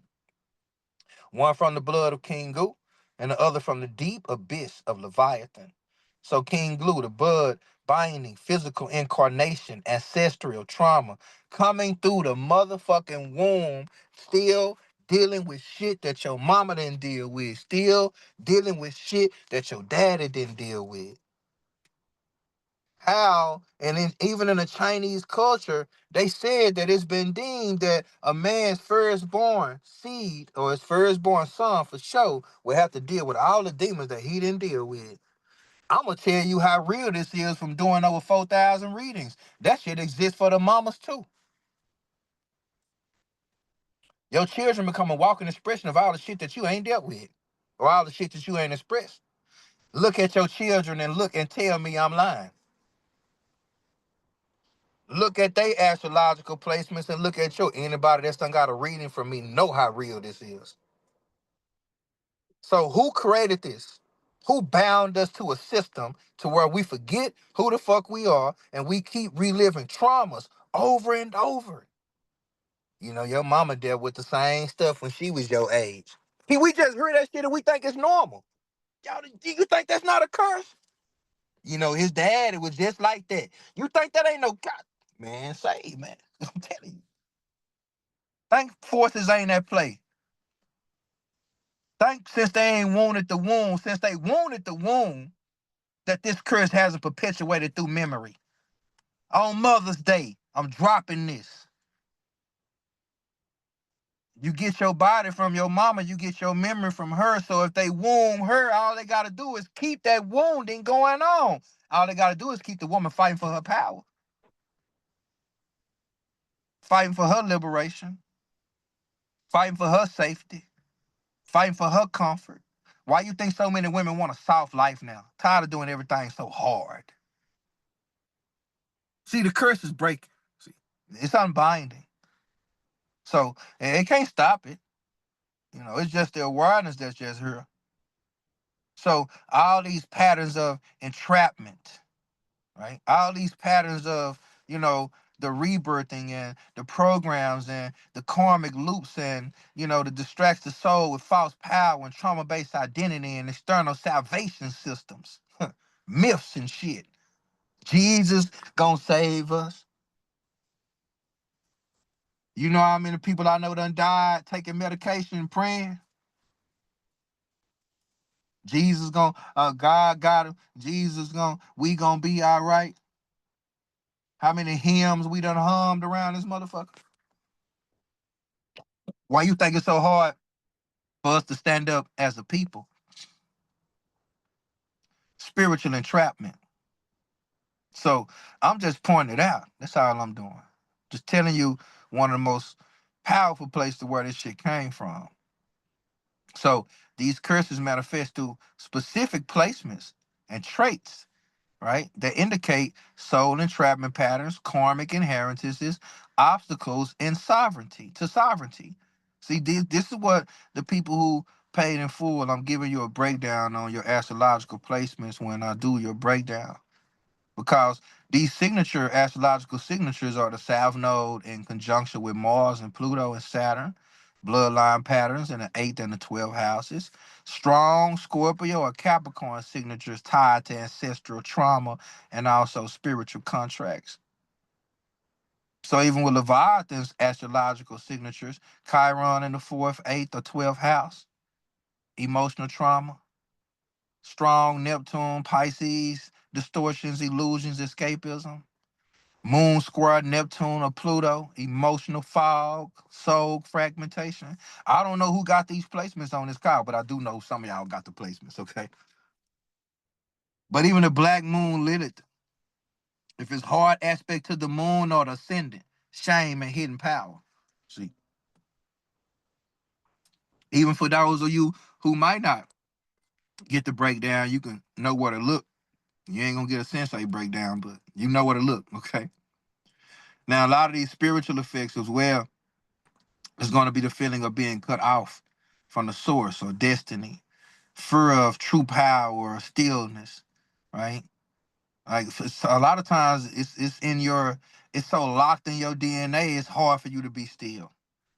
That's why it takes so much of a willingness and the breath work and the yoga and all the other tools that can help you cultivate that space. Attraction to trauma-based identity. Always going back to some trauma-based ass shit. A lot of people who have Taurus and Scorpio as they polarities, they deal with this.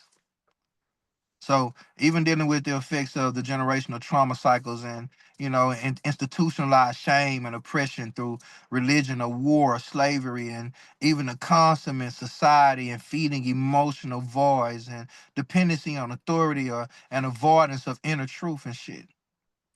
All these self-sabotaging type of things. And now the liberation, right, and how you transmute those things, that these forces are not fixed. They are symbolic archetypes, right, of unintegrated power. I'm gonna say that one more goddamn time. Because once you know your power, the spell is broken.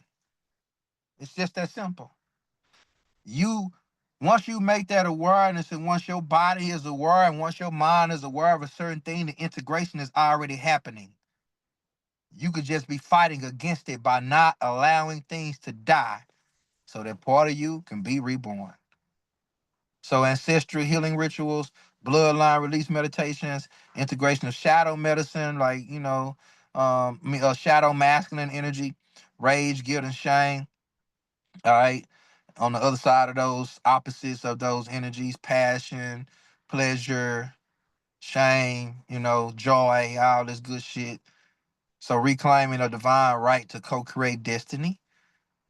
When you transmute that emotional energy with Leviathan's curse, emotional alchemy, transforming pain into power, deep shadow work with the moon, Neptune, and Pluto archetypes, liberation from shame-based control systems, reconnection to the source through intuition and sacred stillness. So the soul's journey back, the curse of King Gu gave humanity the weight of inherited memory. The curse of Leviathan gave humanity the illusion of unworthiness and helplessness. Somebody got to come save us. We can't save our goddamn self. Yet both curses are a part of the soul's great journey. See, that's why it's so easy for the motherfucker to convince us that this shit is real, because they know we need that polarity, the protagonist and the antagonist. So from forgetting to remembrance, from chaos to coherence, from bound to sovereign. See, their binding holds the key to freedom, once understood and consciously transcended. See, once you stop falling into the polarities, just like when the Buddhists practice say, take the middle path. So you don't have to always subscribe to either side. You can just be aware of both and you can take the middle path. So of course I have to add some comedic deities into that. I know I just said a lot with that one. So, if anybody do got any questions about what I just spoke about, all right, you can go ahead and ask those now. I know I just said a lot with those curses. It might have been new to a lot of people. I don't know if y'all done heard about that before or whatever the case may be. But if there are any questions, I'm gonna give the space to ask those now before I get off into these comedic deities. All right. Where does it talk about how it connects to your astrals and your chart exactly? What you mean? What Like, place? yeah, the Kingu and the Leviathan, where does that connect to your chart? Because Um I They in the think PDF. I just said them right here. Let me go back where I was at. sometimes I get lost in a PDF. I No, it's all was good. I was scrolling while you was talking, but I didn't want to get too distracted. So Now, right here, the astrological correlations. You can look right there. You see that up South under Node there, the in South Cancer, Mars, Node. Pluto, Saturn. Mm-hmm. So basically, you would just look at your South Node, your Mars, your Pluto, or your Saturn. If they're conjunct either one of those, you would look at your eighth or your 12th house. You would look at your Scorpio and Capricorn placements. All right. You would also look at for the Leviathan aspects. You would look at your fourth or eighth or your 12th house. Your Neptune placements, Pisces placements. If you got strong Neptune and Pisces placements, meaning if they off in the house of your identity. All right. So if they like in the first house, the third house, fourth house, shit like that. Even the moon square Neptune or Pluto. All right. The black moon Lilith in a hard aspect to your moon or your ascendant. If it's square, if it's conjunct, inconjunct, anything like that. All right. You can look at those aspects right there. That'll kind of help you tap into how you can break those curses based off your chart. Since this is supposed to affect all of us collectively, like how is that separate from the way it affects us personally? Because it's one thing for somebody to say that something is being broken on a collective aspect, and it's another thing for you to be able to look into your family lineage and the bloodline that you're tied to and what traits that you have that directly come from them, so you'll know where to look and you'll know exactly what to deal with on an interpersonal level versus just saying that the collective is going through some shit that everybody might not individually have a lot of clarity to even fully grasp what the fuck is going on. You get what I'm saying? So on an interpersonal level, that equates to your individuality because you can only save yourself. So a lot of time when people go through shit on a collective level and you don't know what's going on with you as an individual, you start experiencing shit that other people are experiencing it, and now somebody else's thought forms can become your own. And you never realize that I'm still dealing with shit that my great great granddaddy dealt with. You never realize that I'm still playing out memory that my grandmama never. You get what I'm saying? Like, so when that realization is there, it is all transmuted only through your personal experiences as life. The collective ain't got nothing to do with that. How were these curses cast in the first place? Look around you. Religion, social norms, being told what to think and how to think, being civilized, being beat. Shit, you want to talk about uh what's that damn the Willie Lynch letters? You want to go into the buck breaking. You want to go off into how we had to create hush puppies to send to throw dogs off the trails, throw dogs off the scent on the trails. How ancestors used to have to go through mud, and you know how slavery. I mean, how shit. It's been beat into us. It's been indoctrinated to us. It's been instilled in us, bro. It's been socially engineered and cast upon us, forced upon us. So the whole time it was intentional to it connect to Kingu and Leviathan. These are just symbolic. This how they use these different stories and they act like it applies to somebody else, and you never see how it applies to you. See, that's why these stories are metaphysical.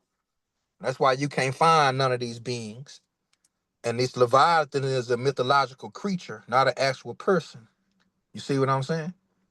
So when you deal with mythology and you deal with the symbology of how they use certain words and they mask them in stories or algorithms or allegories, which become the Bible or scriptural or philosophical beliefs and ideas, that people are holding on to words that they have no true understanding of what the word means, that is a spell. All right, thank And then the moment you present them with the truth, they like, well, I've been taught it meant this. See what I'm saying? So it's very spells are so. I mean, the TV, the television, we learn to write in sentences. You have to write in a book. That is jail terminology. The alphabets, alpha, beta ways. You learn letters, right? It's so many different ways, man, that they have spellbound us. Um, so yeah, it's a lot of ways to look at that. Good question though, bro. Appreciate that. All right, Yeah, I anybody just else? never heard it in that context. That's why I was asking, because it's like it's deep and layered, and like I hear how a lot of the lessons led up to this, but at the same time, I never heard it presented that way. So I appreciate the breakdown. Yes, sir. All right. Hey, since Yes, sir. Talk to me. can you speak more to what you were speaking upon when you talked about walking the middle road? And as far as religion is concerned, uh, do you suggest that we throw away everything we got from religion? Hmm. All right. I'm gonna answer your first question. Um, you know, walking the middle path is just as simply as when you hear me say you are not your mind, you are not your body, you are not your thoughts, you are not your emotions. When you hear me say something like responding versus reaction, when you hear words like emotional intelligence, when you hear things like not internalizing things, when you hear shit like being unapologetic and unashamed, all right, that becomes the middle path. When you accept everything as it is, not as you want it to be, when you accept that everything in this life is as it is, it doesn't have a good or a bad aspect to it. You can see the purity of the thing because you're not labeling it. When you drop your likes and your dislikes of shit, when you surrender and you finally fall in love with this human experience and you know that everything that come with it is just what come with this thing called life. It ain't gonna kill me. Everything that don't kill me makes me stronger. You're no longer adhering to a polarity. You're choosing to walk the middle path. That makes sense. Yes, sir. Yes, sir. I got you. All right. Now, for the other question, I'ma say now, bro, you heard me talk about religion too much. You get what I mean? Because it's coded. So what the challenge for a lot of people is versus decoding it, they'll rather throw it away. You get what I'm saying? Versus somebody saying, it's like, well, damn, if you're gonna say it's bullshit and then it trapped us and it did all this shit, then why we gotta still think about it? You know what I'm saying? It's like, well, shit, it ain't that you gotta still think about it, it's a part of your programming.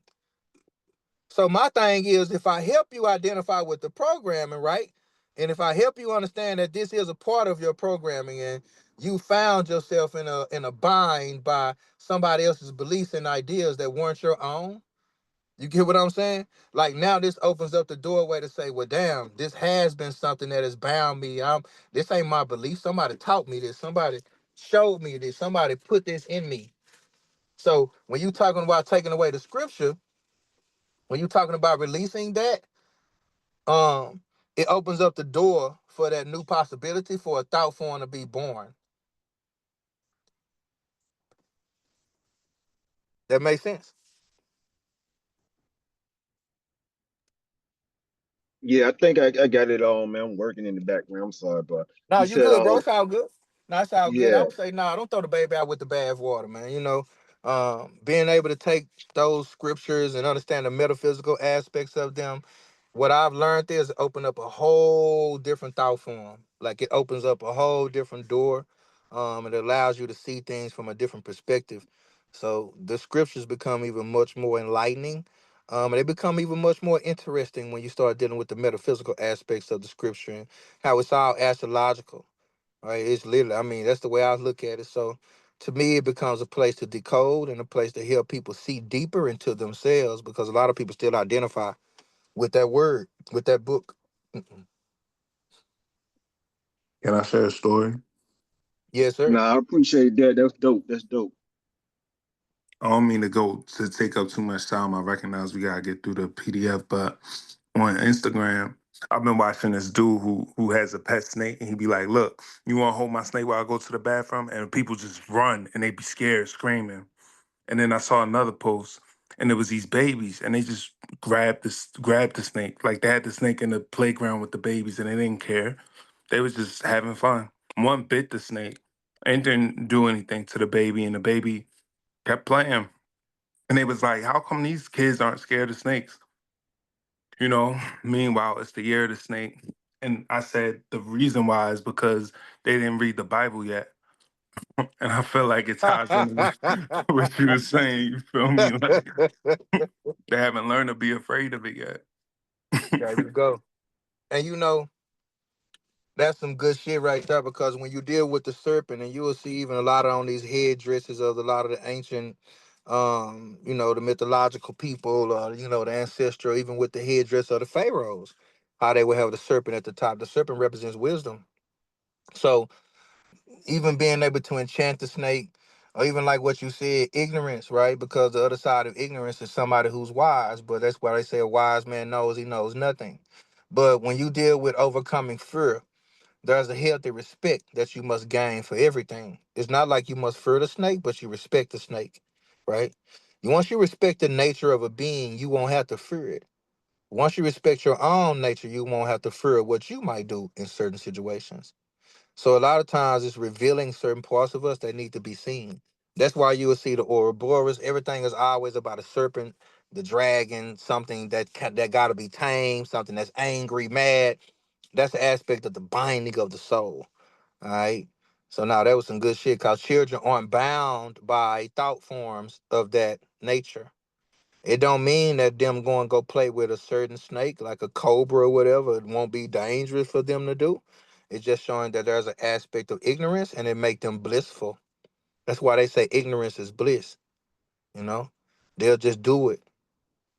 It can be that they're ignorant of the situation, or they're not fearful of it, or whatever the case may be. But that's why sometimes knowledge can bind you. Sometimes knowing certain things will bind you. This is why what psychological deaths have to die. That's what deals with the scorpionic energy. So good shit, y'all. Now, some of these core themes around these comedic deities, y'all know I had to bring the comedic deities up in here, right? So Sekhmet, of course, the devourer and the healer of the soul contracts, right? She ties to Mars and Leo, and it also deals with that ties to Mars, square Pluto, and Aquarius, and the astrological influence, that first will, that burning karma, leadership through fire. Sekhmet represents the sacred fire of purification. She devours chaos and to restore Mayat, cosmic balance. All right. So Mayat has to be restored through Sekhmet. So you will see this energy of the flower moon connect to the Sekhmet and initiator of the deep release. Under this full moon, her fire purifies the generational trauma and the psychic debris. Mars and Leo fuse righteous fury and the embodiment of divine truth. So the integration practice embodies Sekhmet when facing your lower self, fears and destructive patterns. Visualize her flame purging outdated identities, right? And then she deal with the purifying the bloodline, the warrior, destroyer of illusion. Phoenix fire, use segment when you're cutting energetic cords, releasing addiction to pain and confronting injustice. All right. The keeper of the inner peace of memory is Basit. Basit and segment are two different aspects of the same energy. All right. It's just that one represents this keeper, right? And one represents the devourer. All right. So that's just kind of when you deal with Segment and Bassett. And that's why I played the aspect of Angela Bassett calling on Segment and Bassett as T'Chaka was in the underworld to protect him. All right. That Venus and Aries conjunct the ascendant. That Aries, that Venus trine the moon in Scorpio. That influence of soft strength. Y'all been wanting the softness. Here come Bassett. Okay. So all you ladies that's been saying y'all want softness, you gotta surrender to it. Can't nobody bring it to you. That sensual power, that sacred boundaries, Baset and Sigmas, right? That gentler counterpart. She's governs pleasure, beauty, and also psychic protection. The flower moon connects, right? That Baset guards the threshold after chaos. You see why she called on Baset in that movie now? So she restores, right? That sensual safety and inner grace. Her energy softens grief. A lot of y'all been holding on to shit in your body, grieving. After deep emotional purging, the Scorpio moon, and it brings self-worth, Venus. So the integration practice called on by Sit when protecting your peace and cultivating joy after inner upheaval. So that's why she called on Segment to purge away what the fuck was trying to kill T'Chaka. Then she called on Baset to nurture him as he came on up out of there. All right. So the purifier, I mean, in the keyword sensual sovereignty, psychic protector, soft power, right? Feline grace. Okay. Used by Set when you need sacred self-care or reestablishing boundaries or opening to divine love. Now, I know these deities are very popular. Basset, Sekhmet, Oshun, Isis. A lot of people deal with these deities. A lot of people call them and don't even know what the hell they really mean. So I wanted to give this because I know that this energy is present on an ancestral level as well. All right. So that's why when you're dealing with a Sar, right, or Osiris as the Greek misnomer, the god of resurrection and sovereignty, that Pluto in Aquarius, that aspectual tie to that opposing Mars, trine, and the North Node in Pisces. So that death of the false self, the soul liberation, the soul awakening, or so as the ruler of the afterlife who teaches us how to die and to be reborn in truth. The flower moon, Asar is invoked that the soul releases ancestral chains with Pluto's influences. Asar helps dissolve ego attachments and awaken a latent power. So the integration practice invoke a sorrow when calling back fragmented soul parts, undergoing ego death or seeking an initiation also into your next self. So that rebirth, the spiritual king, the divine order, integrity, right? Use Osiris when you're confronting cycles of betrayal, abandonment, or reclaiming your authority. All right. So that's kind of how you coming out, reclaiming it.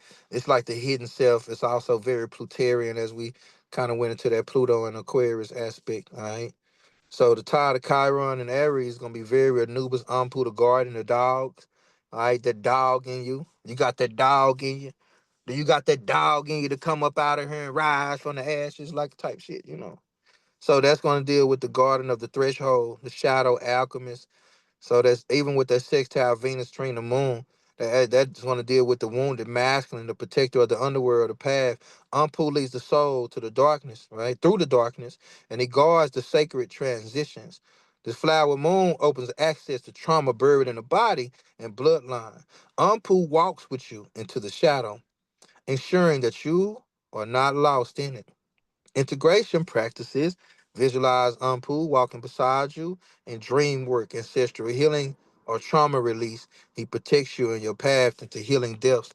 I've been a lot of people I've been saying your dog might be getting a little bit more closer to you around this time if you're going through a transformation.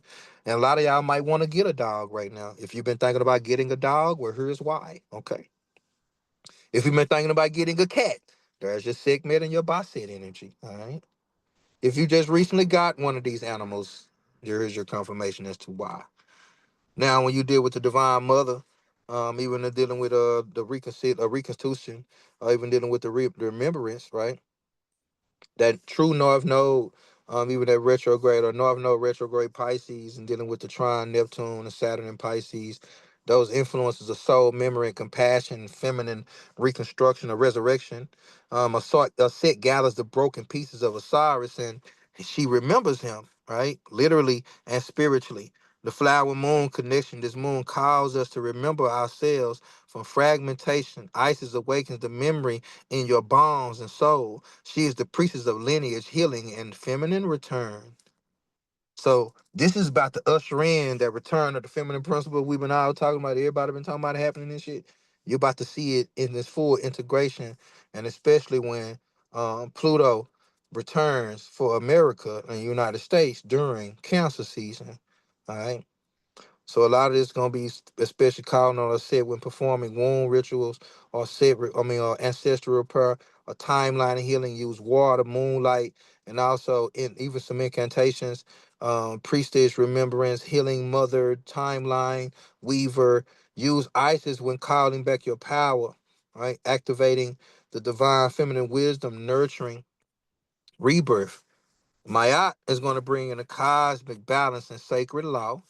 All right, she's tied to that Saturn and Pisces energy right now, and also that sextile with that Jupiter and Gemini, and that's going to deal with ethical discipline and spiritual justice, and also inner accountability. So she governs universal law and karmic truth and soul balance. She's just doing it through those influences right now, per se. So as you deal with this flower moon, and also that Mayada appears an energetic weighing your heart against the filter. So, have you lived in truth? Are you honoring your contracts? So, the journal your personal laws. Are they aligned with cosmic justice? Value your heart on her scale. So, this justice, balance, and divine accountability, karmic truth. Use Mayat when making life altering decisions, seeking fairness, clearing karmic debt. All right. So how you can embody some of these things, of course, got some ritualistic aspects there for you. Get a candle, some moon water, all that good stuff. Some of these keywords, death, rebirth, all right? This is gonna deal with emotion intelligence.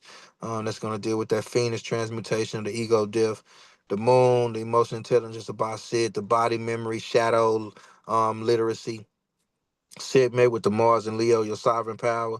All right, the timeline healing, the Isis, the North Node in Pisces, divine justice, the Mayat, the Saturn in Pisces, the integration, integrity, sacred law, and at Anubis, the Chiron, trauma, transmutation, sacred alchemy for that one. All right, now here of course, I won't go through all of these. This is for you all. You can go check out your sun, moon, and rising signs. I wanted to kind of go through all those aspects first, and you can kind of check out what your Aries, your rising. Of course, this is the normal breakdown that I always give on how you can look at your chart. What is your rising sign? What is your moon sign? All right. What is your midhaven? I have the midhaven breakdown broke down in here for you as well. All right, so you'll be able to go in here, go look at your moon, go look at your midhaven, go look at all those things. So you'll be able to kind of check those out. All right, this is going to be for all of you who kind of showed up or whatever the case may be. But I wanted to make sure I gave you all a breakdown on something you can at least look at for yourself, especially for those of you who could not afford the $99 and won't be getting a full personal breakdown. You can get a deeper look off into what it can look like for yourself. And as you can see, we went from the sun, the risings, the moon, and we also into the midhaven, all right, which is your legacy and all that good stuff. So once again, you'll be able to go look at this for yourself. Everybody should have the PDF. And here's the ritual that you can utilize on a collective level. Remember, the people who paid in full be getting their own personal ritual to go with this. And it's also, y'all know I like to include journal prompts to go with this as well. So these are journal prompts that you can utilize. Once again, they're generally just connected to the energies that are at play right now. All right. So this is not, once again, for those who might be looking, this is not a personal breakdown. This is just based off the general aspects, but y'all know I get real accurate as I can on the interpersonal level when I deal with this on a general collective aspect.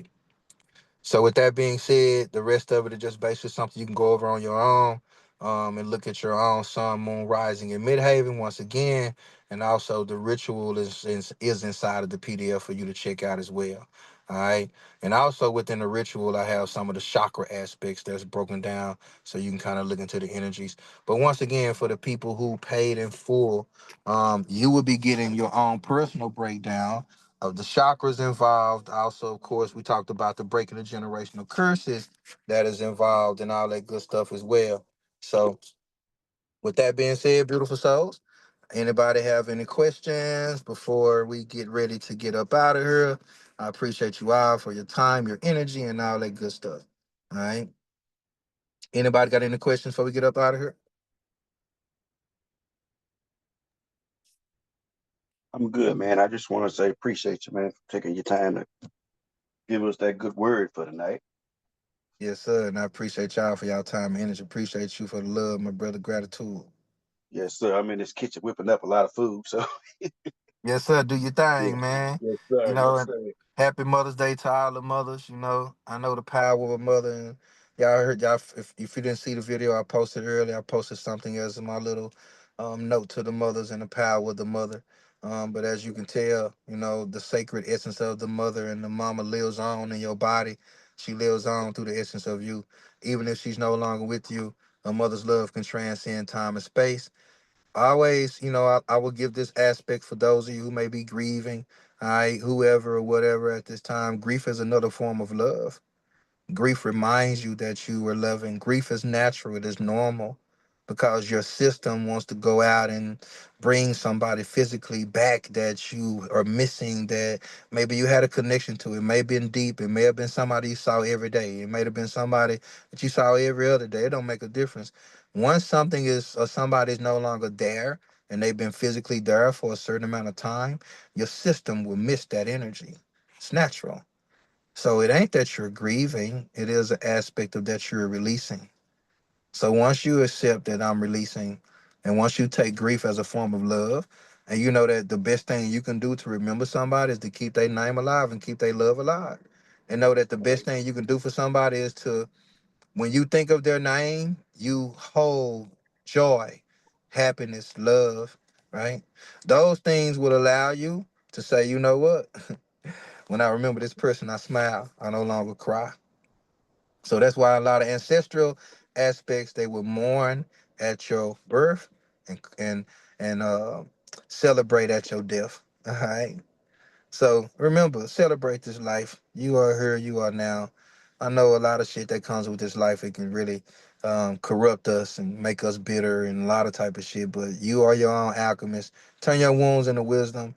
Know that every problem is a possibility, so you can become a walking solution. All right, beautiful souls.